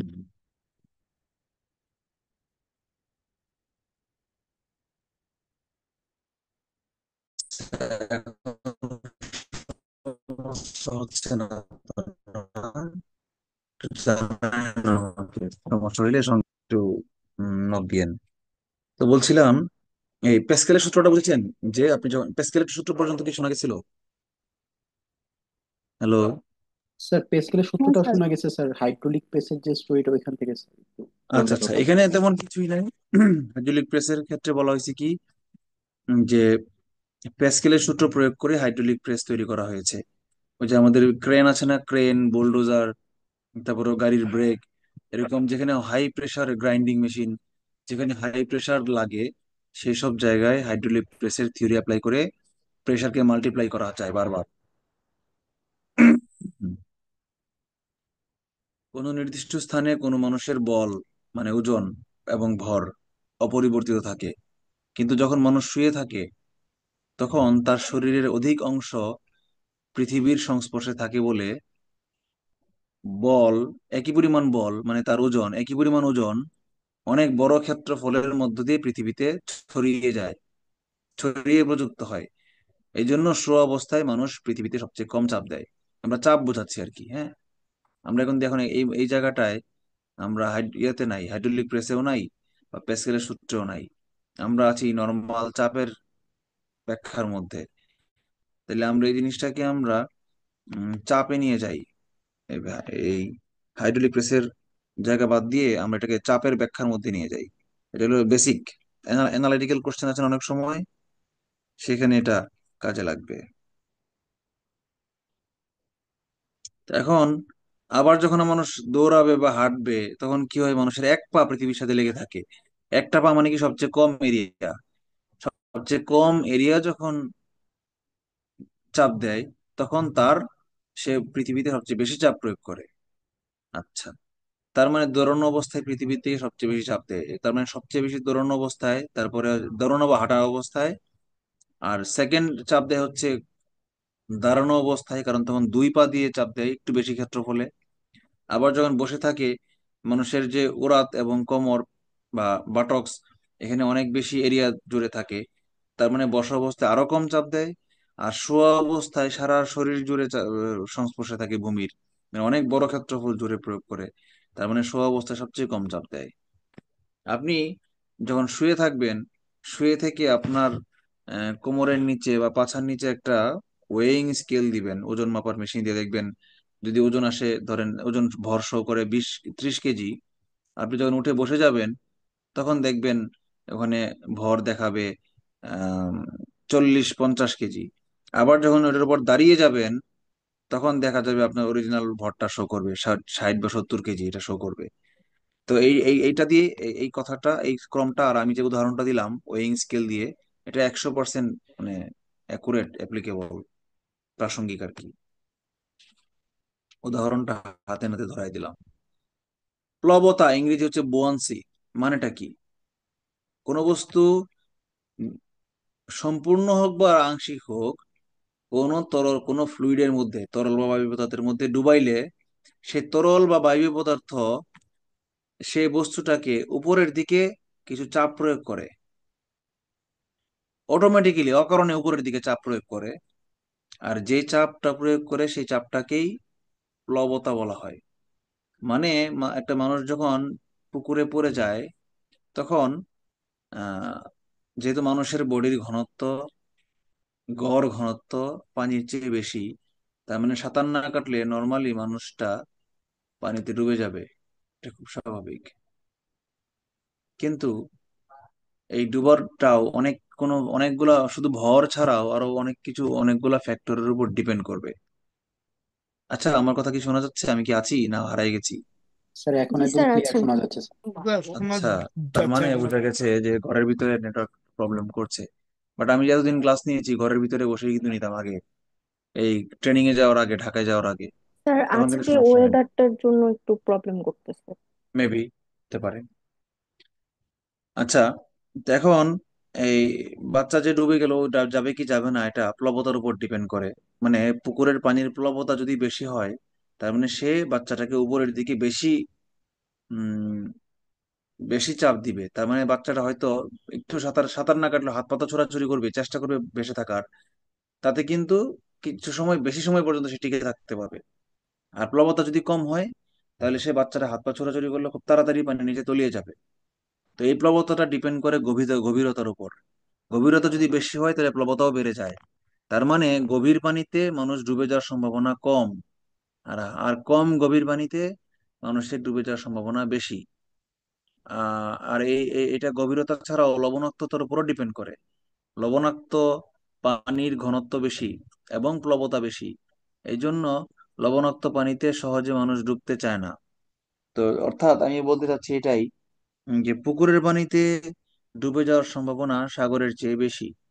সাগরের স্থির পানিতে কাউকে যদি ফেলে দেওয়া হয় তাহলে সে বহুদূর সাঁতরাইতে পারবে, তার বডি তাকে সাপোর্ট দিবে, সহজে ভেসে থাকতে পারবে। পুকুরের পানিতে তাকে বেশি পরিমাণ বল প্রয়োগ করতে হবে।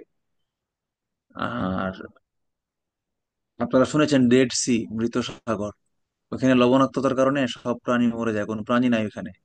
ওই ডেড সি আপনার ইউটিউবে ভিডিওতে সার্চ দিলে দেখবেন, ডেড সি লিখে সার্চ দিবেন, দেখবেন ওখানে ইউরোপিয়ানরা ওই ডেড সিতে গিয়ে শুয়ে থাকে। সাগর, ওখানে গিয়ে লবণের পানি, লবণাক্ত পানির মধ্যে মানুষ ভাইসা থাকে। মানে মানুষ নর্মালি বাথটাবের মধ্যে যেভাবে ভাইসা থাকে, অর্ধেক মাথা যাবায়া, ওই ডেড সিতে মানুষ এরকম চিল করতে যায়। খুব হাস্যকর কিছু ভিডিও আছে, আপনারা দেখবেন। আচ্ছা, আমি যে কথাগুলো বলেছি এগুলাই এখানে বলেছে। আচ্ছা, আরেকটা জিনিস দেখেন, বলছে কি, একটি জাহাজ সমুদ্র থেকে নদীতে প্রবেশ করলে জাহাজের তলদেশ আরো ডুববে। মানে মনে করেন জাহাজের একটা জাহাজের বডি, নিচতলার যে নিচের যে বডি, এটা হাইট, পাটাতনের হাইট মনে করেন 50 ফিট মনে করেন। তো মালামাল লোড করার পরে এই 50 ফিটের মধ্যে 40 ফিট ডুবে গেছে পানির নিচে, 10 ফুট পানির উপরে ভেসে আছে, কথার কথা সাপোজ। এখন সেই জাহাজটা যখন নদীতে ঢুকে যাবে সমুদ্র থেকে, তখন সেই 40 ফিটের জায়গায় দেখবেন 41-42 ফুট ডুবে যাবে। এই 1-2 ফুট বেড়ে গেল কেন? কারণ হচ্ছে, এক হচ্ছে নদীর পানির গভীরতা কম, এবং হচ্ছে নদীর পানির ঘনত্ব কম, লবণাক্ততা নাই, এই জন্য উভয় কারণেই আহ, জাহাজটা আরো ডুবে গেছে। গভীরতা থাকার কারণে গভীরতা কম থাকার কারণে তার প্লবতা কম হয়েছে, এই জন্য প্রথম ধাপে গভীর ডুবেছে। আবার লবণাক্ততা কম হওয়ার কারণে তার ঘনত্ব, পানির ঘনত্বও কমে গেছে, যার কারণে এই পানির ঘনত্ব তুলনায় এই জাহাজের ঘনত্ব বেড়ে গেছে, মানে জাহাজটা ডেবে গেছে। আপেক্ষিক ঘনত্বের উপর ডিপেন্ড করে, ওই যে ভাসবে না ডুববে, এটা নির্ভর করে দুইজনের আপেক্ষিক ঘনত্বের উপর। মনে করেন একটা নির্দিষ্ট পানির মধ্যে আমি একটা কাঠের টুকরা দিলাম, তাইলে সে ভেসে থাকলো। কিন্তু আমি যদি অনেক বেশি পরিমাণ তাপ দিয়া পানির ঘনত্ব কমায় দেই, তাহলে কিন্তু আবার পানি হালকা হয়ে যাবে। তখন সেই কাঠ, একই কাঠ পানিতে ডুবেও যেতে পারে।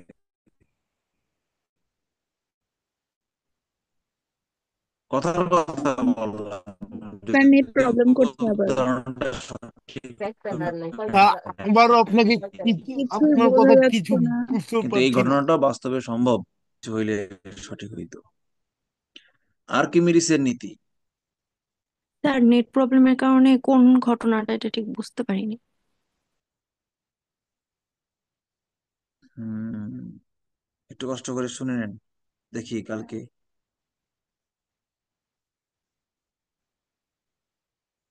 এই যে জাহাজের ঘটনাটা বলছি, জাহাজ সমুদ্র থেকে নদীতে ডুবে গেলে তল কেন ডুবে যায়? দুইটা স্যার কারণে। আপনার ভিডিওটা অফ প্রথমত করলে হচ্ছে মেবি আমরা ভালো বুঝতাম পানির, কথা। নদীর পানির ঘনত্ব কম, কারণ নদীর পানিতে লবণ নাই, সাগর নদীর ভিতরে ঢুকে যাচ্ছে জাহাজটা, তখন হালকা হয়ে গেছে।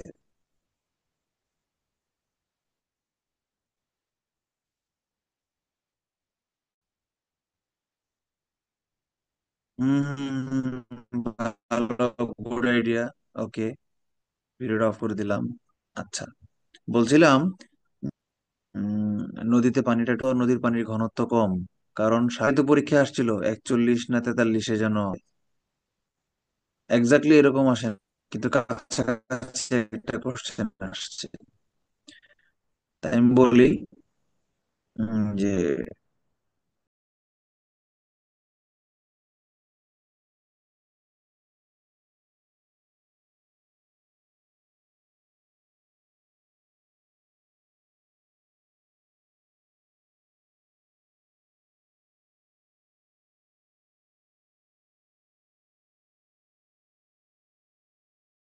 আমাকে কি মিউট করে দেওয়া হয়েছিল নাকি?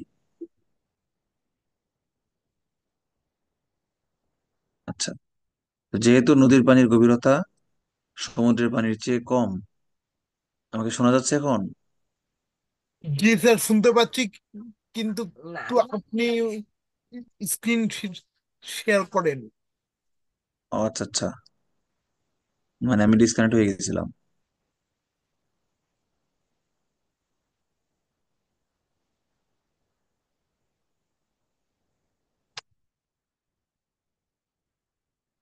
আশা করি এখন দেখা যাচ্ছে। হ্যাঁ, তো এখন এই যখন জাহাজটা সমুদ্র থেকে নদীতে ঢুকে যাবে, একই মালামাল নিয়ে, একই ভরের জাহাজ, তখন সমুদ্রের পানির চেয়ে নদীর পানির গভীরতা কম, এই জন্য নদীর পানির প্লবতা বেড়ে যাবে, মানে উপরের দিকে প্রেসার দিবে। এই জন্য জাহাজটা, সরি, প্লবতা কম, প্লবতা কম মানে উপরের দিকে প্রেসার কমে যাবে, এই কারণে জাহাজটা আরো ডুবে যাবে। আবার ঘটনাটা যদি উল্টা হয়, নদী থেকে সমুদ্রে যায়, তখন সমুদ্রের পানির ঘনত্ব বেশি বলে সে জাহাজটাকে ভাসায় রাখবে। আবার সমুদ্রের পানির প্লবতাও বেশি, এই জন্য সে জাহাজটাকে ফার্দার ভাসায় রাখবে।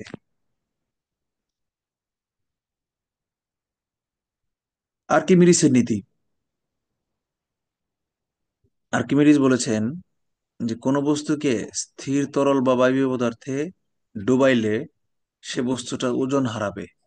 মানে আপনি দাঁড়ানোর সময় যে পরিমাণ বল, যেই হাই প্রেসারে পানি মাটিতে, নর্মাল বাতাসের মধ্যে যখন দাঁড়িয়ে আছেন, তখন পায়ে যে পরিমাণ শক্তি দিতে হচ্ছে দাঁড়ায় থাকার জন্য, যখন আপনি পানিতে ডুবে যাবেন, পানিতে গিয়ে দাঁড়াবেন, তখন আপনার পায়ে এত প্রেসার দিয়ে দাঁড়াতে হচ্ছে না। কারণ আপনি পানিতে ডুবানোর পর আপনি কিছু ওজন হারিয়েছেন। বুঝতে পেরেছেন? আচ্ছা, কতটুকু ওজন হারাইছেন? আপনি ছিলেন আগে 70 কেজি, আর পানিতে ঢোকার পরে দেখতেছেন 20 কেজির মতো আপনার কাছে মনে হচ্ছে, 50 কেজি হারাই গেছে। কিভাবে হারাইলো? এই হারানো ওজন বস্তুটি দ্বারা অপসারিত তরল বা বায়ু পদার্থের ওজনের সমান। মনে করেন আপনার বডির যে আয়তন, আপনি তো পানির চেয়ে ভারী, আপনার যে বডির আয়তন সেই আয়তনের ভর হচ্ছে 70 কেজি, কিন্তু একই আয়তনের পানির ভর হচ্ছে 50 কেজি। মানে আপনার বডির চামড়াটা বাইরে খোলস হিসেবে রেখে ভিতর থেকে যদি রক্ত মাংস হাড্ডি সব সরাই ফেলা হইতো, কিডনি লিভার সব সরাই ফেলতাম, খালি খোলসটা থাকতো, সেই খোলসটা একটা বেলুনের মতো হইতো। সেই বেলুনটাকে যদি পানি দিয়ে ভরতাম, তাহলে সেই পানিটুকুর ভর হইতো 50 কেজি। সুতরাং আপনার ওজন যেহেতু 50 কেজি ভরের সমান, 50 লিটার আর কি আপনার আয়তন, বডির আয়তন, এই জন্য আপনাকে আপনি যখন পানিতে ডুবে দাঁড়াবেন, তখন আপনার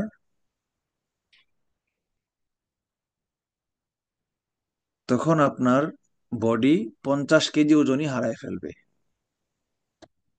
আর বাকি যে বাড়তি ওজন ছিল আপনার 70 কেজি, ওই 20 কেজি ওজনের সমান ওজন আপনি ফিল করবেন। এটাকে আর্কিমিডিসের নীতি বলে। বুঝতে পেরেছেন? তো এটা উনি ইউরেকা শব্দটা বলেন, ইউরেকা, মানুষ কিছু একটা পাইলে বলেন ইউরেকা। তিনি এই আবিষ্কারটা করার জন্য তিনি তার নিজের বডির ওজনকে ইউজ করেছিল, এবং কাপড়গুলো ক্যালকুলেশনে ইরর আসতো, এই জন্য উনি কাপড় ছাড়া নগ্ন অবস্থায়, উনি কদম আলীর গুরু ছিল আর কি, এই জন্য উনিও পাগল ছিল, নগ্ন অবস্থায় শহরে রাস্তায় ইউরেকা শব্দ বলে বলে চিৎকার করতে করতে দৌড়াতে শুরু করেন। এখানে একটু মিসিং আছে, মূল বিষয়টা আসলে তিনি আনন্দিত হয়ে উত্তেজিত হয়ে ল্যাংটা হয়ে ঘরের রাস্তায় বের হয়ে গেছিল, বিষয়টা এরকম ছিল না। বিষয়টা হচ্ছে কি, উনি তার বডির ওয়েটটাকে 100% অ্যাকুরেটলি হিসাব করার জন্য কাপড় ছাড়া উনি পানিতে চৌবাচ্চায়, তার ঘরে একটা চৌবাচ্চা ছিল, সেই চৌবাচ্চায় শুয়ে থাকতো কন্টিনিউয়াস, দীর্ঘ সময়। সে ভাবতো, তার বউ তাকে পাগল বলতো। তো খালি শুয়ে শুয়ে ক্যালকুলেশন করতে করতো, কোনোভাবেই মিলতো না। হঠাৎ করে একদিন দেখলো যে তার বডির যে আয়তন সে মেপেছিল বাইরে, আর পানিতে ডুবার পরে দেখলো যে সেই যে পানি অপসারণ করছে সেই পানিটার আহ ভর হচ্ছে তার বডির সেই আয়তনের হারানো ওজনের সমান। যখনই উনি কে মিলে গেল হিসাব, দুইটা ওজন, তুই আনন্দে উত্তেজিত হয়ে বাইরে দৌড়ানো শুরু করলো। তখন তার মাথায় নাই যে সে চৌবাচ্চার ভিতরে যে কাপড় ছাড়া শুয়েছিল এটা তার খবরই নাই, রাস্তার মধ্যে দৌড়ানো শুরু করছে। তো সে এই ঘটনাটা কোথায় ঘটেছিল? সিসিলি দ্বীপে, গ্রিস, সিসিলি দ্বীপে উনি এই ঘটনাটা ঘটাইছে, আকামটা ঘটাইছে, বুঝছেন? আচ্ছা, বস্তুর ওজন যদি বড় হয়, বস্তু দ্বারা প্রসারিত পানির ওজনের চেয়ে বেশি হয়, মানে আপনার উদাহরণটা একটু আগে দিলাম, 70 কেজি আর 50 কেজি, তখন বস্তুটা ডুবে যাবে, মানে আপনি পানিতে ডুবে যাবেন। অর্থাৎ বস্তুর ওজন ঘনত্ব হচ্ছে তরলের ঘনত্বের চেয়ে বেশি, তখন ডুবে যাবে। আবার যখন বস্তুর ওজন কম হবে, বস্তু দ্বারা অপসারিত পানির ওজনের চেয়ে কম হবে, কখন হবে? যখন অ্যাকচুয়ালি বস্তুর ঘনত্বটা তরলের ঘনত্বের চেয়ে কম হবে। এই দুইটা ঘনত্ব ঘটলেই বস্তুটা ভেসে থাকবে। আর যদি সমান হয়ে যায় দুইটা, তাহলে বস্তুটা সম্পূর্ণ নিমজ্জিত অবস্থায় ভাসবে।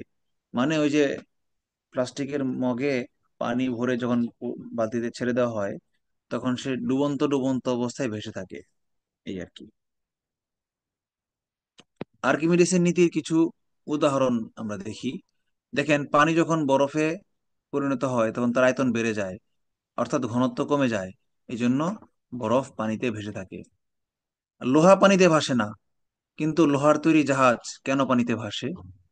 কারণ লোহা নিজে ঘনত্ব পানির চেয়ে বেশি হইলেও, লোহা যখন শেপটা এমন করা হয়, এটা পড়েন না, রিডিং পড়েন না, আমি বলি, কথা শুনেন।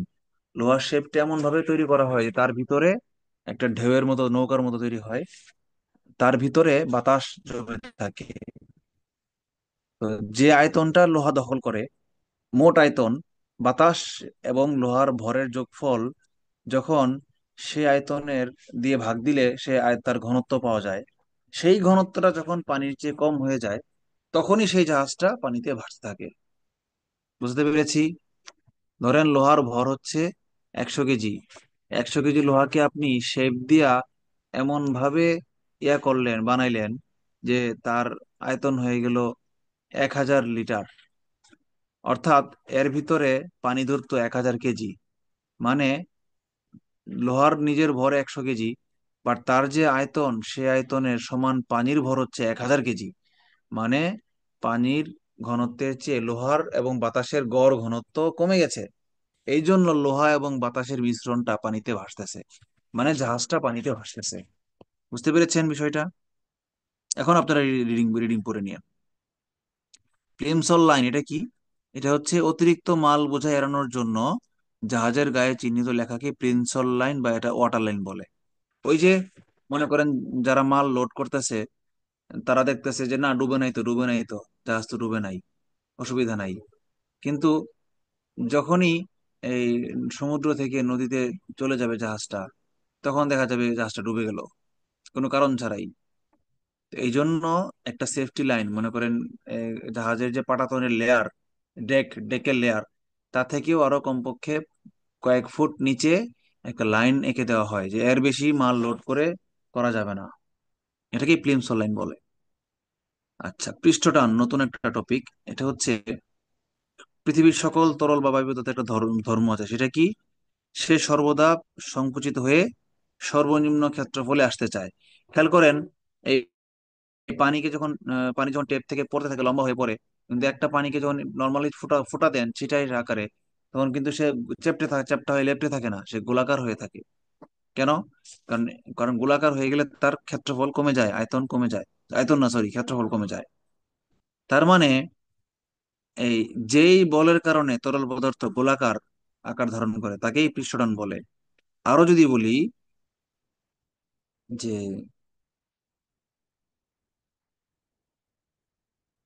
আহ আরেকটু যদি বলি যে পৃষ্ঠটান দুই ভাবে ব্যাখ্যা করা যায়, যে কি কারণে পানি গোলাকার হইল, এটা একটা কারণ। আবার যদি বলি যে একটা গোল পানির ফোঁটা, এটার উপরে যদি আমি একটা চিকন রেখা কল্পনা করি, একটা সুতা যদি ফেলে দেই, তাহলে এই সুতার লম্ব বরাবর দুই পাশে কিছু বল প্রযুক্ত হবে। এটা পানি নিজস্ব ধর্ম। কেন প্রযুক্ত হবে? কারণ পানিটা যে গোল হয়েছে, পানিটা যে গোল বৃত্তাকার আকরণ গোলকের আকার ধারণ করেছে, পানির ফোঁটাটা কেন করেছে? কারণ তার পৃষ্ঠে চারদিকেই এই লেয়ারটা, এই বলটা কন্টিনিউয়াসলি প্রযুক্ত হচ্ছে। এই জন্যই পানির ফোঁটাটা ইচ্ছা করে লম্বাটে ত্রিভুজাকৃতি বা পাথরের মতো অ্যাবনর্মাল আকৃতি ধারণ করতে পারছে না। তার পৃষ্ঠে সারাক্ষণই এই টানটা কাজ করতেছে। বুঝতেছেন? বুঝতে পেরেছেন? স্যার এটা কি ভিতর দিক থেকে এই টানটা কাজ করে? না, ভিতর দিক থেকে না, বাইরের লেয়ারে, সারফেস বরাবর। মনে করেন আপনার গালে যখন ব্রণ হয়, তখন দুই দিক থেকে আপনার গালের ব্রণের দিকে চাপ দেওয়া হয়। আর যখন এটা ঠিক বিপরীত চাপটা যদি দেওয়া হইতো, দুই দিকে যদি আপনি আঙ্গুল দিয়ে ধরে ব্রণটাকে দুই সাইডে টানে সরাই ফেলতেন, তাইলেও কিন্তু অনেক সময় ব্রণ বের হয়ে যেত। তো আপনি যে আঙ্গুল দিয়ে দুই দিকে সরাই দিচ্ছেন, ভিতর দিকে না, কিন্তু গালের ভিতর দিকে না, চামড়া বরাবর দুই সাইডে, এটা হচ্ছে পৃষ্ঠটান। বুঝতে পেরেছেন? আচ্ছা, ক্লিয়ার। এটা ভিতর থেকে বাইরের দিকে না, পৃষ্ঠের সাইড বরাবর, পৃষ্ঠতেই লম্ব বরাবর। প্যাসকেলের সূত্রে যেটা বলেছিলাম সেটা ছিল ভিতর থেকে বাইরের দিকে, আর এখন আমি যেটা বলেছি সেটা হচ্ছে পৃষ্ঠ বরাবর। এই বিমানটাকে পৃষ্ঠটান বলা হয়। পৃষ্ঠটানের একক হচ্ছে নিউটন পার মিটার। মানে 1 মিটার দৈর্ঘ্যের মধ্যে কত নিউটন বল প্রযুক্ত হচ্ছে পানির লেয়ারে, এটাকেই বলা হয় নিউটন পার মিটার। বুঝতে পেরেছেন? এই আমার চিত্রের সাথে নিউটন পার মিটার এককটা মিলে গেছে না? আমি কিন্তু ক্ষেত্রফল আঁকি নাই, আমি কিন্তু একটা সরল রেখা এঁকেছি। সরল রেখার একক হচ্ছে মিটার। আর দুই দিকে যে নিউটন বলগুলো প্রযুক্ত হচ্ছে সেগুলোর একক হচ্ছে নিউটন। এই জন্য নিউটন পার মিটার। আর জীবনে ভুলবেন না কোনোদিন। আমার এই ইয়া দেখে, এই চিত্র দেখে আপনাদের মনে থাকবে যে ঘটনাটা কি ঘটছে অ্যাকচুয়ালি এখানে। আচ্ছা, কৈশিক ক্রিয়া, দিস ইজ কল্ড ক্যাপিলারিটি, কৈশিকতা। হ্যাঁ, আপনারা ছোটবেলায় এই যে হারিকেন বা কুপিবাতি জ্বালাইছেন, জ্বালাইছেন। তো ল্যাম্প যখন আপনি ল্যাম্পের তো কেরোসিন থাকে একদম নিচে, ইয়ে নাই সেখানে তো কেরোসিন দেন নাই, তাহলে কেন জ্বলছে? তেলটা আসলো কেন? অভিকর্ষ স্তরণ তো নিচের দিকে, কেরোসিন তো নিচের দিকেই নামবে, কিন্তু সলতেটা বেয়ে বেয়ে কেন কেরোসিন উপরে চলে আসলো? দ্যাট ইজ কল্ড কৈশিকতা। ঠিক আছে। কৈশিক নলের মধ্যে তরলের ওঠা বা নামার বৈশিষ্ট্যটাকে বলা হয় কৈশিক ক্রিয়া। কৈশিক নলটা কি? যেই নলের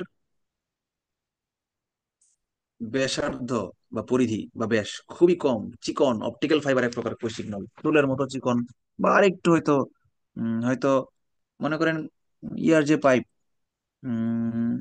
কলমের যে শীষ, এটাকেও কৈশিক নল বলা যেতে পারে, বাট এটা ভালো কৈশিক নল না। আরো চিকন হইলে এটা কৈশিক পারফেক্ট কৈশিক নল বলা হয়তো।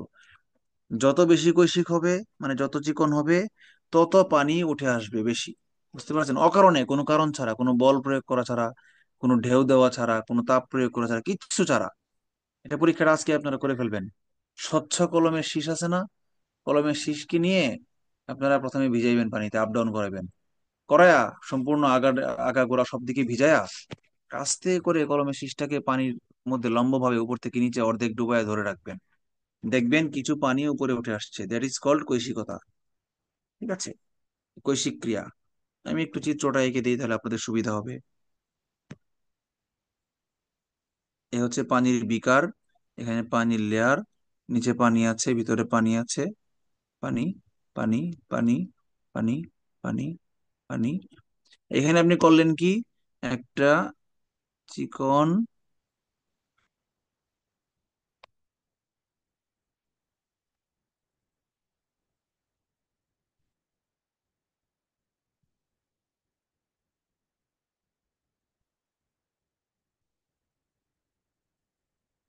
একটা চিকন নলকে ঢুকাই দিলেন। ঢুকাই দিতেই হবে কি জানেন? এই পানিগুলা এই এখানে উঠে আসবে, এই পর্যন্ত, এই পর্যন্ত পানি উঠে যাবে। এই যে উপরের দিকে উঠলো, এটাই হচ্ছে কৈশিকতা। বুঝতে পেরেছেন নাকি বুঝেন নাই?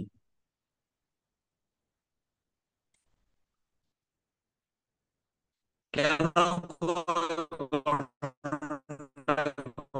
ঘটে? সংশক্তি বলের আমাদের কারণে।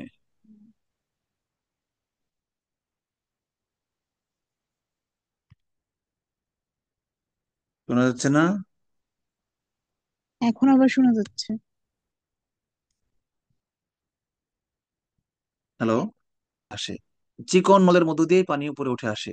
চিকন নলটাকে বলা হয় কৈশিক নল।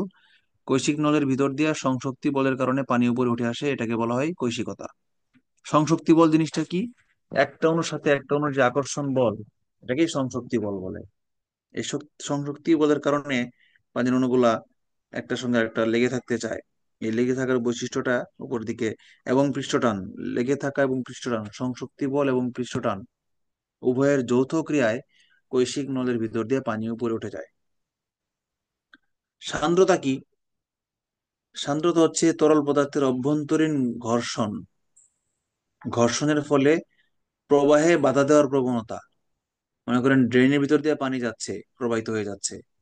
এখন এই পানি, কঠিন পদার্থের ক্ষেত্রে জানি আমরা ঘর্ষণ, কিন্তু পানির ঘর্ষণ না হইলেও পানির প্রবাহী পদার্থের মধ্যেও এক প্রকার ঘর্ষণ হয়, সেটাকেই সান্দ্রতা বলা হয়।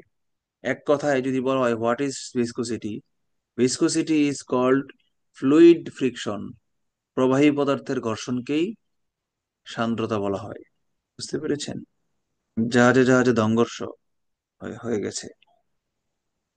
তো স্যার ভিসকোসিটি শুধুমাত্র লিকুইডের জন্য হয় না? না, ভিসকোসিটি বাতাসের জন্য হয়। আপনারা নাম শুনেছেন এই কি ধ্রুবক যেন বলে, পড়ন্ত বস্তু পড়তে পড়তে ধ্রুব বেগে পড়ে?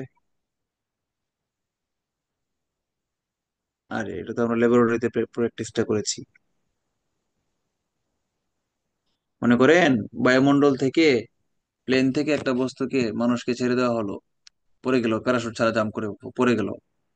তো প্রথম দিকে আমরা জানি কি, অভিকর্ষ বলের কারণে প্রথম দিকে তার পড়ন্ত বেগ জিরো থাকলেও আস্তে আস্তে সময়ের সাথে সাথে তার ত্বরণের কারণে স্পিড বাড়তে থাকবে, প্রতি সেকেন্ডে 9.8 মিটার করে বাড়তে থাকবে। এটা কি আজীবন বাড়তে থাকবে? কি ধ্রুবক বলে এটাকে আজব আজব ব্যাপার মনে করতে পারছি না। মানুষটা যখন পড়তে থাকবে তখন তার স্পিড বাড়তে থাকবে, কিন্তু বাড়তে বাড়তে বাড়তে বাড়তে একটা নির্দিষ্ট সময়ে গিয়ে সে ধ্রুব বেগে পড়তে থাকবে, সমান বেগে পড়তে থাকবে, আর ত্বরণ হবে না। কেন ত্বরণ হবে না? কারণ ওই যে পানির ভিতর দিয়ে যে সে ঘর্ষণ হচ্ছে, বাতাসের ভিতর দিয়ে মানুষের বডিটা যে ঘর্ষণ হচ্ছে, সেই ঘর্ষণটা তাকে কি করবে, একটা নির্দিষ্ট স্পিডে গিয়ে তাকে তার ত্বরণটাকে মিনিমাইজ করে ফেলবে, ত্বরণ হইতে দিবে না। স্যার এটা কি মাধ্যাকর্ষণ ত্বরণ? মধ্যাকর্ষণ ত্বরণের কথাই তো বলতেছি। মধ্যাকর্ষণ ত্বরণের কারণে তো তার আজীবন মাটিতে পড়ার আগ মুহূর্ত পর্যন্ত প্রতি সেকেন্ডেই বেগ বাড়ার কথা ছিল, কিন্তু বাড়বে না কেন? একটু নির্দিষ্ট সময় পর বেগ বাড়তে বাড়তে একটা নির্দিষ্ট সময় গিয়া হয়তো ঘন্টায় 500 কিলোমিটার হইয়া পরে আর বাড়বে না। কেন আর বাড়লো না? ওই যে ঘর্ষণের কারণে, বাতাসের ঘর্ষণের কারণে এবং সান্দ্রতার কারণে আর বাড়বে না। তার মানে ভিসকোসিটির বিষয়টা বাতাসের মধ্যেও প্রযোজ্য। এই ধ্রুব বেগটাকে একটা বিজ্ঞানীর নাম দিয়ে বলা হয়েছে যে ওই বেগ, ওই ভেলোসিটি, ও টার্মিনাল ভেলোসিটি বলে এটাকে। টার্মিনাল ভেলোসিটি বাংলায় কি বলা হয়? ক্রান্তি বেগ নাকি চূড়ান্ত বেগ বা টার্মিনাল এরকম। ভেলোসিটি বলছিলাম, বাংলা নাম পড়িনি ইংরেজিতে। হ্যাঁ হ্যাঁ, টার্মিনাল ভেলোসিটি সবাই পড়ছে, আমিও পড়ছি টার্মিনাল ভেলোসিটি। আর এখানে সূত্র আছে একটা, টার্মিনাল ভেলোসিটি। টার্মিনাল ভেলোসিটি সূত্রটা জানি কে দিছিল, কোন বিজ্ঞানী? তার নাম অনুসারে ওই সমীকরণটা বলা হয়। আচ্ছা, সান্দ্রতার একক হচ্ছে পয়েজ। এটাও বিজ্ঞানীর নাম অনুসারে, বিজ্ঞানীর নাম ছিল পয়সন, এখান থেকে হয়ে গেছে পয়েস। ঠিক আছে, সান্দ্রতার একক পয়েস। আচ্ছা, সান্দ্রতার একক বিজ্ঞানীর নাম অনুসারে পয়েস, যেমন প্যাসকেল বিজ্ঞানীর নাম অনুসারে, নিউটন বিজ্ঞানীর নাম অনুসারে। এটারও একটা ভাঙতি আছে, ভাঙানো আছে।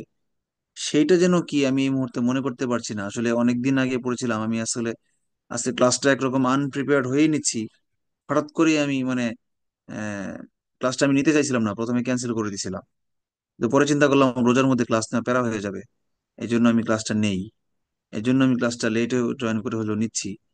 তো আপনারা আমাকে ক্ষমা করবেন আনপ্রিপেয়ার্ড অবস্থায় ক্লাস নেওয়ার জন্য। তারপরেও আমার মনে হয় যে আমি তেমন একটা খারাপ নেই, নাই আটকে যাই নাই, তাই না? স্যার আটকে গেছেন শুধু হুম। নেটওয়ার্কের কারণে। হ্যাঁ, আমি একটু গুগলে সার্চ দিই। আপনাদের স্ক্রিন শেয়ারটা আমি একটু স্টপ করি, করে আমি আপনাদেরকে একটু স্ক্রিন শেয়ার দিই, আমার মোবাইলের স্ক্রিন শেয়ার দিই, দিয়ে আপনাদেরকে আমি একটু গুগল থেকে দেখাই যে সান্দ্রতার একক, সান্দ্রতার একক আমরা পয়েস ছাড়াও আরেকটা জিনিস পাবো।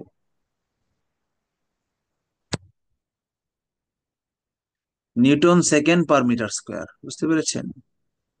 Newton second per metre square.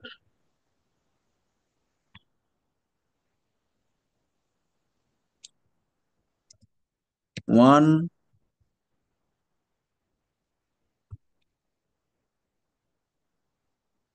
Poise equals to 1 newton second per metre square. বুঝতে পেরেছেন? আচ্ছা, মাত্রাটা কি দেখাই দিব?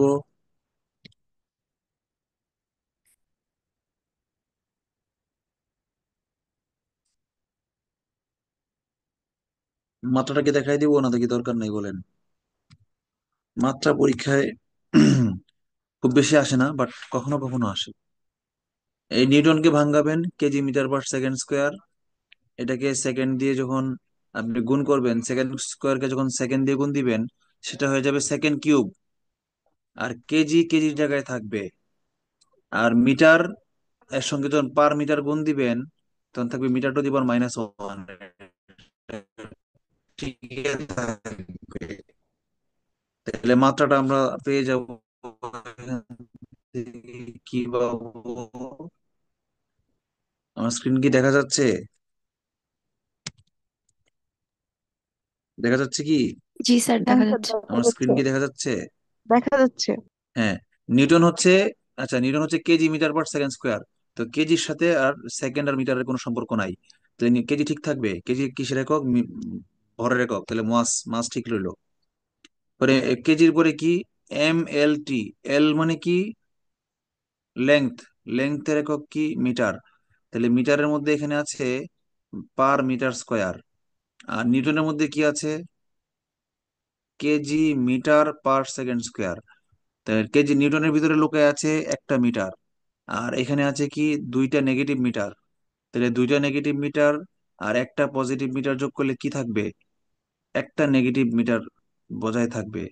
তাহলে আমি একটা নেগেটিভ লেংথ বসায় দেই, লেংথ হচ্ছে টু দি পাওয়ার -1। কে বুঝেন নাই এটা? আচ্ছা, MLT, টি হচ্ছে টাইম, সেকেন্ড, তাহলে এখানে আছে একটা সেকেন্ড প্লাস S⁻+1। আর নিউটনের ভিতরে কি লুকায় আছে, নিউটন মানে কি জানি, বাঙালি কি হয়, KG metre per second square, তাহলে পার সেকেন্ড স্কোয়ার মানে S⁻²। নিউটনের ভিতরে লুকায় আছে S⁻², আর বাইরে আছে S⁻+1। S⁻² আর S⁻+1 গুণ করলে, সূচক যোগ করলে কি থাকে, S⁻−1 বজায় থাকে। তার মানে T⁻−1 টাইম T⁻−1 বজায় থাকবে।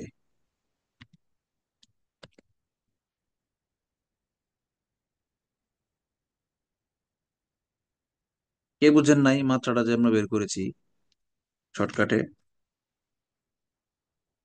এই হচ্ছে আপনাদের ক্লাস শেষ আজকের মতো। Any question so far?